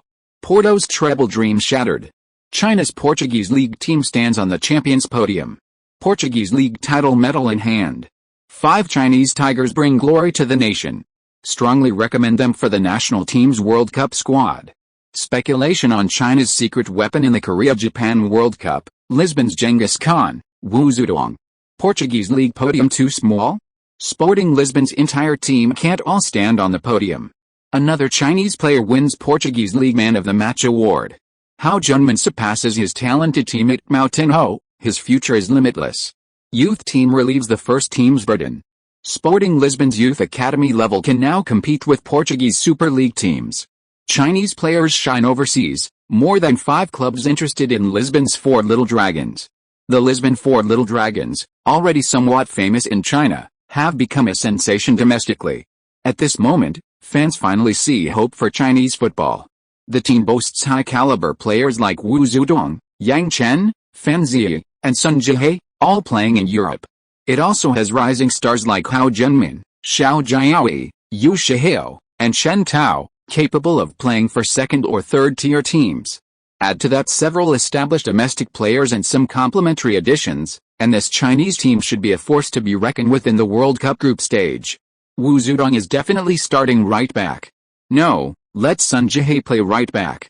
Wu's attacking power is so strong, he'd be better suited to right midfield. Even in the last 20 minutes, we could have Wu Jisiham play striker. I can't say we'd beat Brazil, but we could definitely beat Costa Rica and Turkey. Chen Tao can be Tizi's backup, he seems more reliable than Tizi. Xiao Jiaoyi has the ability to compete for the starting center-back position, I suggest he and Fan Ziyi form a Fanway combination. Yu Shihao can partner with Yang Chen, after all, they're both players playing in Europe, they'd have better chemistry. Chubo performed well in last year's U17 World Cup, he can be Yu Shihao's backup. Hao Junmin could also get a winger position, at least he'd be a good backup. He seems more competitive than Qi Hong and Xiao Jiayi. However, facing the fans' heated discussions, the Football Association didn't respond at all. It seemed like they were tacitly agreeing with the fans, but also like they were completely ignoring them. April 23. Sporting Lisbon landed in Manchester. Portugal's youthful energy swept through Manchester, England in 1992. Outside the hotel, English fans surged wildly. The vast majority were Manchester United supporters. They unfurled various banners. Cristiano Ronaldo, you belong at Old Trafford, we're waiting for you. Deng Kai, bring your talent to Manchester City. Vidic, Manchester United needs a centre-back like you. Schmeichel, we will always love you. The banners were deeply moving. These were the most enthusiastic and friendly away fans Sporting Lisbon had ever encountered. Schmeichel even signed autographs for many fans to express his remembrance. He belonged here, and he will always belong here. But an unexpected incident occurred. Manchester City chairman Mansur appeared at the hotel entrance to personally greet Sporting Lisbon's arrival. Chapter 497 Deng Kai and Kaká don't understand girls at all. As fair city rivals, despite Manchester City's decline over the past few decades and their being largely ignored by Manchester United fans, the deep-seated animosity still keeps United fans on their toes. Subsequently, English media outlets reported on the matter. Sky Sports, Sporting Lisbon will train at Manchester City's training ground this morning for the first leg of the semi-final. The Times, Manchester has provided everything for Sporting Lisbon: accommodation, transportation, training grounds. Intending to use Sporting Lisbon to cripple their city rivals? Liverpool Echo, Manchester City's return to the Premier League next season. Is this season's support for Sporting Lisbon or a sign of transfer plans?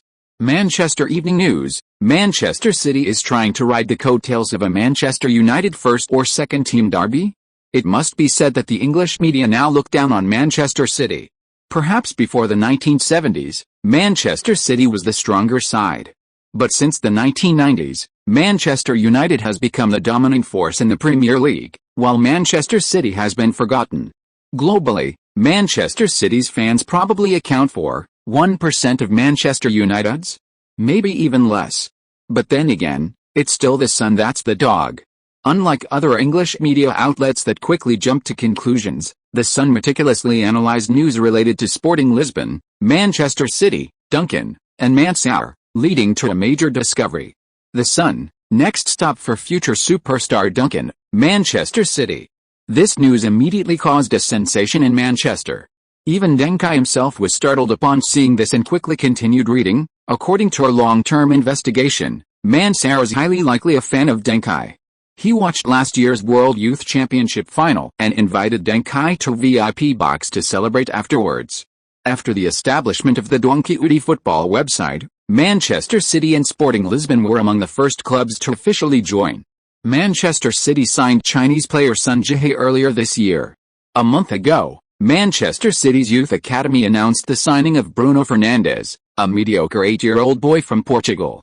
All indications suggest that Manchester is very interested in anything related to Deng Kai. Of course, even so, Manchester City wouldn't snatch Deng Kai away when Manchester United is interested. Any normal player wouldn't hesitate between the two. Unless Deng Kai loses his mind. Considering Manchester's various overtures, we must warn Hathaway that your biggest challenger is likely not Keira Knightley, but Manchester from the UAE royal family. Good heavens. The Sun continued to harp on Deng Kai's past close relationship with Cristiano Ronaldo, attempting to prove that Deng Kai's sexual orientation was abnormal. But English fans love this kind of thing. Suddenly, reports like from King of Alvalade to Princess of the UAE spread throughout England, a situation that was both laughable and absurd. Even Keira Knightley, who was filming a movie at the time, was interviewed. Keira laughed and said, "I can't answer that question right now. I'll tell everyone when I figure out Deng Kai's specific preferences." The reporter nodded. "When you figure it out in the future." Wait, what does that mean? How are you going to figure it out? Try it? Is this a confession? Similarly, reporters interviewed Hathaway. Hathaway was actually quite troubled because Deng Kai was underage, so they had always maintained a respectful and harmonious relationship. But Hathaway obviously couldn't tell the public that. So Hathaway said, "Perhaps Kay's coldness towards other women led to this misunderstanding in the Sun, but anyway, we were very happy together." A happiness you can't imagine. Wow. Hathaway's statement didn't even break the Sun and Kayla's defenses, but it did break Ronaldo's. Excessive indulgence is one of the biggest enemies of professional athletes. No wonder you were injured by Enrique's tackle, that's the problem. Ronaldo casually placed the newspaper next to Duncan. Deng Kai was speechless. "Only me. If you were tackled like that by that bastard, you wouldn't be surprised if you were out for the season." Ronaldo smiled contemptuously. Then how do you explain Hathaway's words? Unimaginable joy, it's simply indecent. Deng Kai was stunned. What's indecent about Hathaway and me playing 2K all night?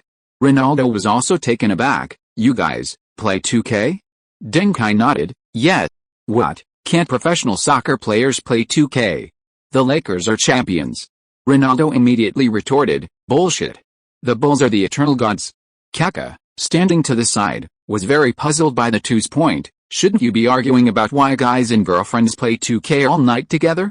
Deng Kai and Ronaldo looked at Kaká, a hint of pity in Ronaldo's eyes. "That's why you're still single, Kaká. You're too much of a straight man. You don't understand what girls like at all." Kaká's eyes widened. "What do girls like? Do they like you when you're happy?" Ronaldo nodded. "Of course." Kaká frowned and said, "After tomorrow's match, I'll definitely call Elizabeth and ask her if it's true." Ronaldo's smile gradually froze. "Elizabeth?" Deng Kai added, Elizabeth Petfer, Kaká's girlfriend. They dated for a while back in Brazil. Now Elizabeth is developing her career in Europe. She's a model. By Jolder's sister, Jordana, you know what I mean. Ronaldo walked away dejectedly. He was no longer qualified to train with Deng Kai and Kaká. Because, without realizing it, he was the only one still single. The key was that he hadn't even been with Jordana. May 24th. The whole world was anticipating the match between Sporting Lisbon and Manchester United. In yesterday's first leg of the semi-final between Real Madrid and Bayern Munich, Real Madrid defeated Bayern 2-0, taking the initiative. For Bayern, the second leg would be quite difficult. Ladies and gentlemen, it's a pleasure to bring you the first leg of the Champions League semi-final between Manchester United and Sporting Lisbon. I'm your old friend Wang Jiangxiang. Sitting next to me is our special guest, Mr. Hong Kai-sheng. Our former intern commentator, He Wei, is now commentating on basketball and can't spare the time.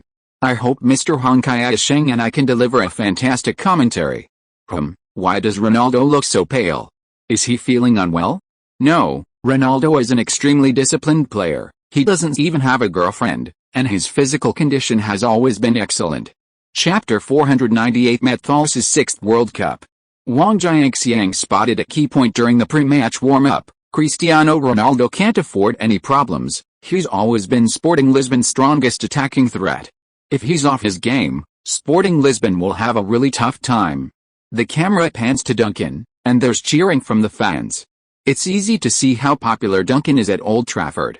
Even though he hasn't played a single game for Manchester United so far, fans say he should be inducted into the Manchester United Hall of Fame. Because the most eye-catching official Manchester United ball, the one signed by the entire team for their 1999 Champions League victory, belongs to Duncan. He left it with Manchester United for fans to admire for free. Okay, both teams have returned to their dressing rooms to prepare. The match is about to begin. Manchester United even prepared a pre-match performance, making a grand spectacle. The camera panned to the stands, showing numerous English stars in attendance. Sporting Lisbon's management was also all out to cheer on their team. However, Mansour was also present alongside the presidents of Manchester United and Sporting Lisbon, even wearing a Duncan jersey, confirming rumors that he was a Duncan fan. Alright, players enter the field. With the referee's whistle, the first half officially ends. Hong Kai-sheng had already misspoke at the start of the match, his performance incredibly consistent. This commentator was known for his slips of the tongue, for his lisp. Wang Jiangxiang snapped to attention and quickly continued, now I'll introduce the starting lineups for both sides. Manchester United used a 4-4-1-1 formation, a result of Ferguson's continental tactical experiment. So far, the results haven't been particularly good, but it's Ferguson's proactive response to the team's impending aging problem. It's a forward-thinking tactical reform. Many fans don't understand, but Ferguson doesn't need anyone's understanding. When he took over this team, it wasn't as great as it is now, so he has the right to stick to what he wants to stick to. Drew Van Nistelrooy plays as the center forward. Scholes lurks behind him, playing as a shadow striker. Giggs, Varane, Keane, and Beckham form the golden midfield. Phil Neville, Blanc, Silvestre, and John O'Shea form the defense. Goalkeeper Barthez. Among them, Varane's performance at Manchester United has fallen far short of Ferguson's expectations. This transfer is considered one of the worst in the Premier League this year. Young O'Shea was originally a substitute right-back, but Manchester United's first-choice right-back, Gary Neville, caught a cold before the match and wasn't in the squad. But don't underestimate John O'Shea because of that. Manchester United fans even made up a song for him, John Flies Down the Wing, O'Shea. O'Shea, Wang Jiangxiang's singing almost made the director faint. Hong Kai-sheng also chimed in, we're on the same side, don't sing. Sporting Lisbon is sticking with their usual lineup. Cristiano Ronaldo and Drogba as the two strikers. Kaká, Duncan, and Ronaldinho as the three attacking midfielders. It's worth noting that their positions are frequently interchanged. This very change against Bayer Leverkusen completely dismantled Leverkusen's midfield and defense.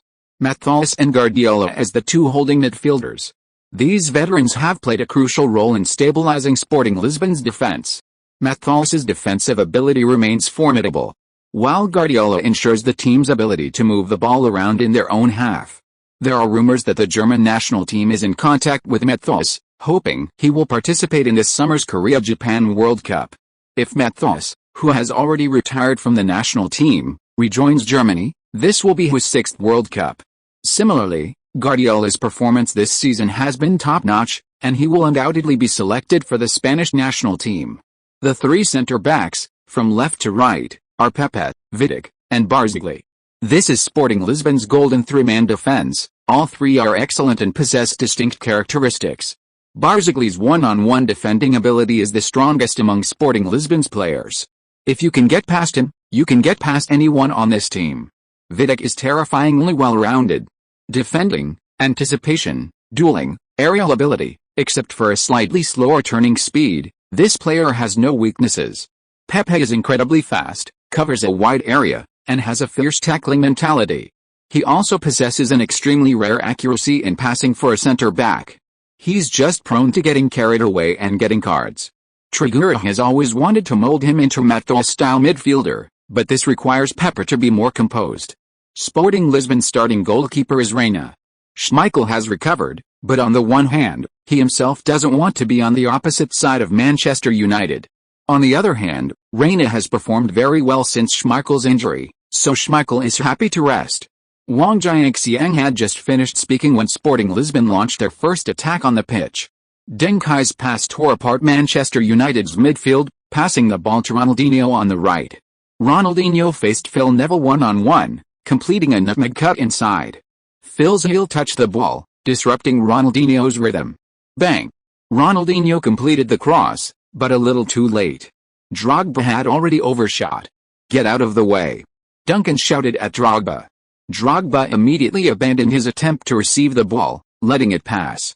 Bang! On the left edge of the penalty area, Kaká, making a run, unleashed a powerful shot. Manchester United centre-back Silvestre blocked the shot with his hands behind his back, deflecting the ball out of play. Silvestre then fell to the ground. Fortunately, he only felt pain and wasn't injured. Old Trafford then gave Silvestre a warm round of applause. Silvestre has performed exceptionally well this season since Stam's departure, capable of playing in multiple positions including left-back and centre-back. Although his extra striker attributes make him prone to being out of position in attack, his efforts are undeniable.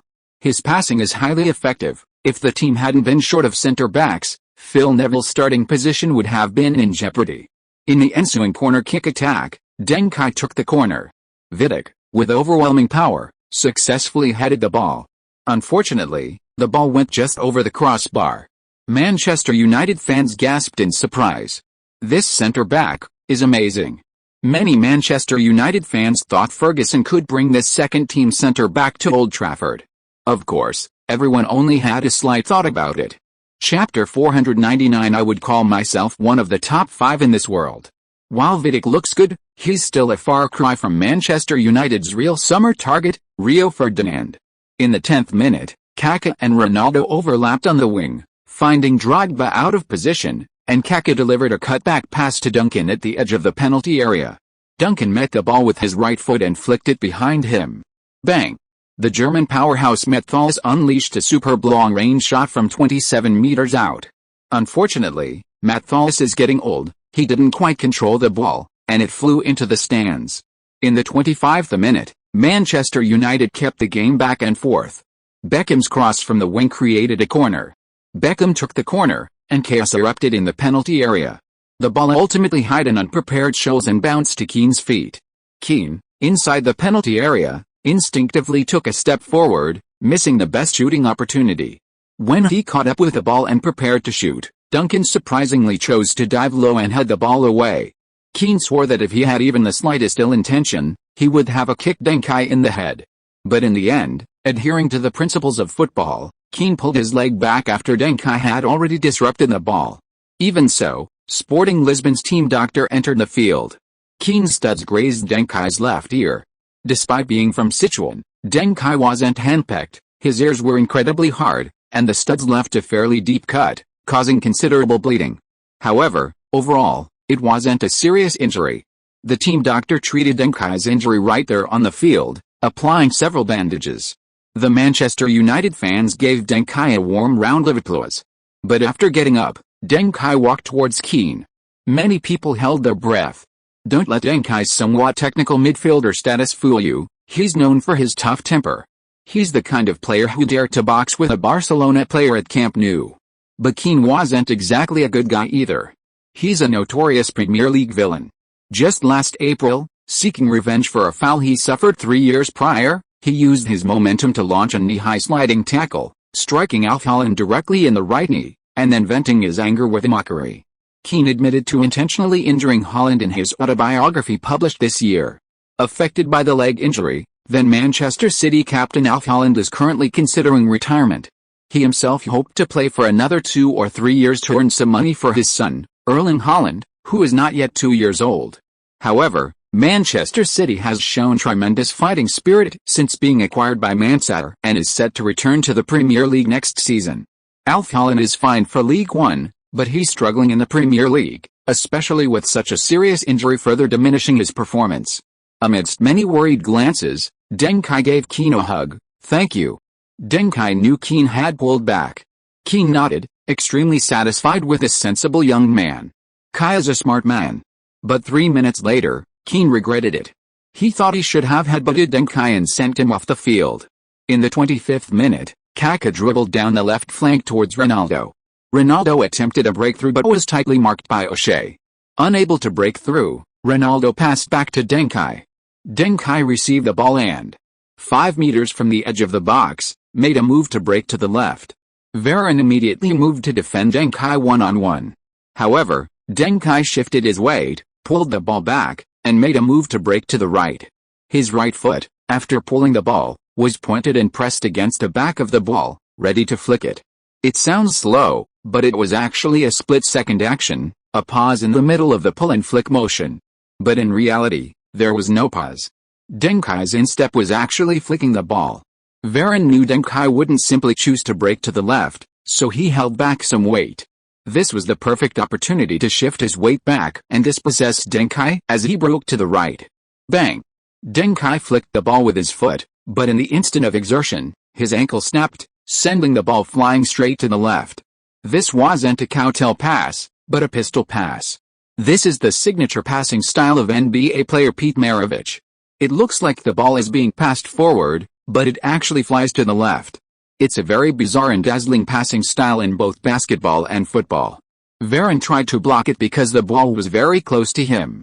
But he had completely lost his balance. Thump. Varane fell to the ground. He was outmaneuvered by Deng Kai. On the left side of the penalty area, Ronaldo, who had already rushed forward, swatted away O'Shea's harassment and cut inside without the ball. Silvestre rushed to cover Ronaldo. But Ronaldo used his left foot to stop the ball to his right, creating the effect of a cut inside. Then Ronaldo used a second burst of power, and with a cross, he completely bypassed Silvestre. Bang! Unmarked on the left side of the penalty spot, Cristiano Ronaldo didn't hesitate, chasing the ball and unleashing a powerful shot. He then flipped over completely. Because his shot went straight into the near corner. The point of force for a shot at the near corner is different from that at the far corner. Basically, the foot, the ball, and the point of contact are in a straight line. If you consider the ball as the origin, after cutting inside, the player can chase the ball and shoot at the far corner, saving a step in time and distance. But shooting at the near corner requires your foot to curve 60 to 90 degrees to the right from behind the ball. Not only is it an extra step, but it also greatly increases the difficulty of the shot. It puts more strain on the player's back and thighs. Lots of disadvantages, right? But the advantage is that, in this situation, shooting at the near corner, as long as the ball is on target, the goalkeeper and center back have almost no way to stop it. Whoosh! The ball grazed the post and nestled into Barthes's goal. He even dived in the wrong direction. He dived for the far corner. Blanco, unable to reach Ronaldo in time, also chose to block the far corner. They both made futile efforts. After falling to the ground, Ronaldo immediately rolled to his feet, pointed at Deng Kai, and the two quickly ran towards the corner flag. Goal. Champions League. Champions League. Sporting Lisbon is really going to win the Champions League. 1-0. They're leading Manchester United. An unbelievable goal. Ronaldo's attacking power is too strong. He beat O'Shea. He controlled the ball, dribbled past Silvestre, and unleashed a powerful shot that almost pierced Manchester United's goal. That's absolutely top-level shooting. That shot was so beautiful. Everyone thinks that Van Nistelrooy, who joined Manchester United this season, has terrifying shooting skills, but I think Ronaldo's shooting skills are no worse than Van Nistelrooy's. I would call him one of the top 5 in the world. The others are Ronaldo, Henry, Shevchenko, Batistuta, Vieri, Zidane, Figo, Rivaldo. Chapter 500 The Maxi Manifesto. Of course, we can't overlook Duncan, who provided the assist for Ronaldo. He completely fooled Varane in a one-on-one situation. His pass was as deadly as Ronaldo's shot. O'Shea seemed somewhat frustrated, shaking his head repeatedly, clearly dissatisfied with his defensive performance. Some fans may not be familiar with O'Shea and think this young man isn't good enough. But at Manchester United, O'Shea is a rising star in the eyes of all fans. During his loan spell at Bournemouth, manager Mickey spoke highly of him. O'Shea's status at Manchester United is very similar to Moutinho's at Sporting Lisbon. Both are considered heir apparent at their clubs. The difference is that Moutinho is still young and hasn't yet started playing for the first team. But O'Shea has already established himself in this world-class club. Manchester United's best decision last summer was signing the Dutch striker Van Nistelrooy. But similarly, Manchester United's biggest regret last summer was not signing both Van Nistelrooy and Ronaldo, 2 super strikers. Otherwise, Arsenal wouldn't be at the top of the Premier League table now. Cristiano Ronaldo and Duncan celebrated their goal together, and no one at Old Trafford booed them. Manchester United fans had high hopes for this young man. In the 32nd minute, Beckham delivered a diagonal pass from the right wing. Van Nistelrooy cut inside to receive the ball. Vidic deliberately slowed his pace slightly to prevent Van Nistelrooy from dribbling past him. But bang! Van Nistelrooy, without controlling the ball, unleashed a brilliant shot from a tight angle. Swish! The ball hit the side netting, giving Vidic and Reina a scare. If the angle hadn't been so tight, it could very well have been a goal. Van Nistelrooy's shooting skills are impressive. In the 34th minute, Manchester United continued their siege of Sporting Lisbon. After all, this was Old Trafford, their home ground. Giggs weaved and maneuvered on the wing, one-on-one with Barzagli. Barzagli made an impeccable defensive effort, without any mistakes or openings. But Giggs' ability is world-class. He created an opportunity where none existed before, delivering a sharp cross. Scholes surged forward from deep, heading the ball with a powerful header. Clang!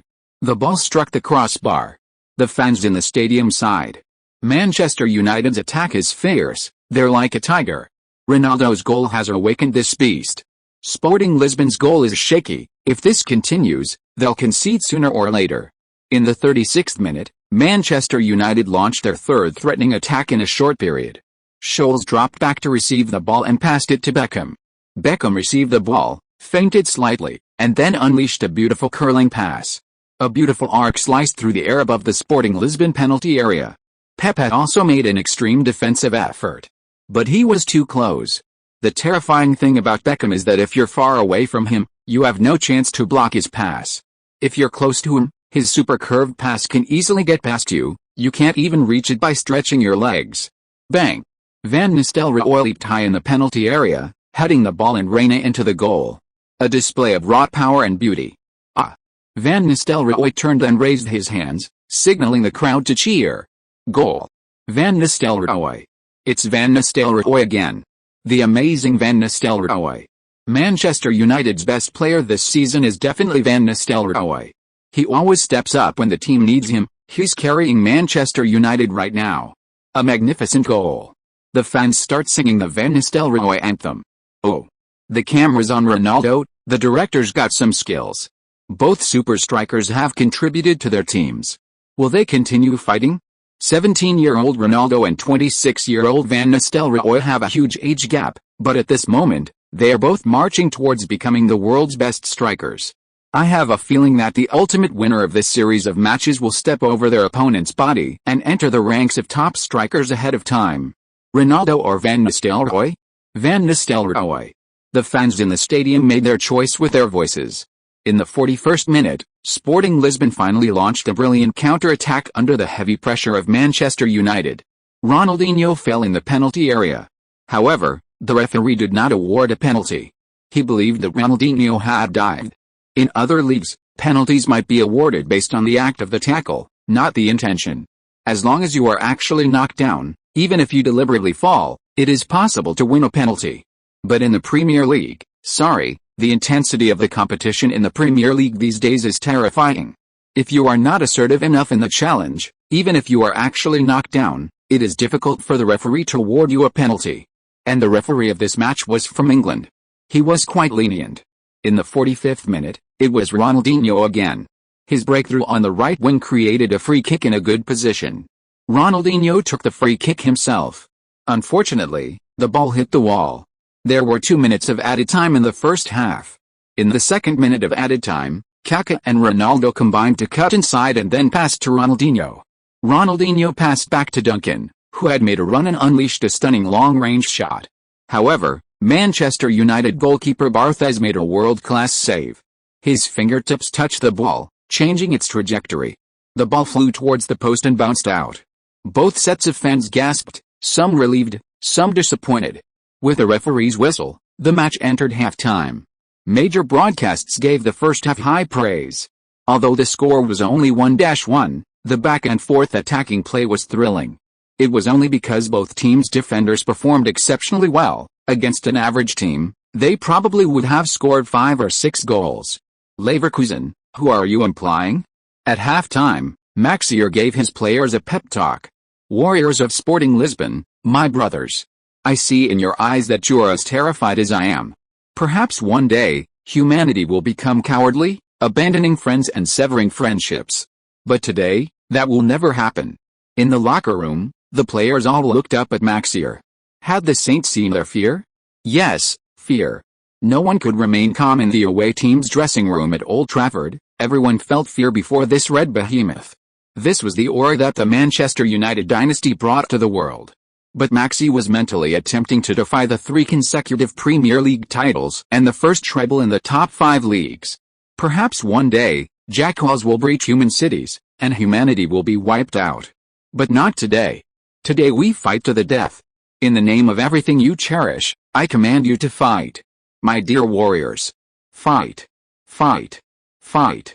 Maxi spoke with spittle flang. End of this chapter. Thank you so much for reading until the end. Don't forget to give it a like. Looking for more exclusive content and immediate access? Subscribe to our Patreon. Remember, every like, subscription or donation encourages us to continue. Thank you all. See you in the next video.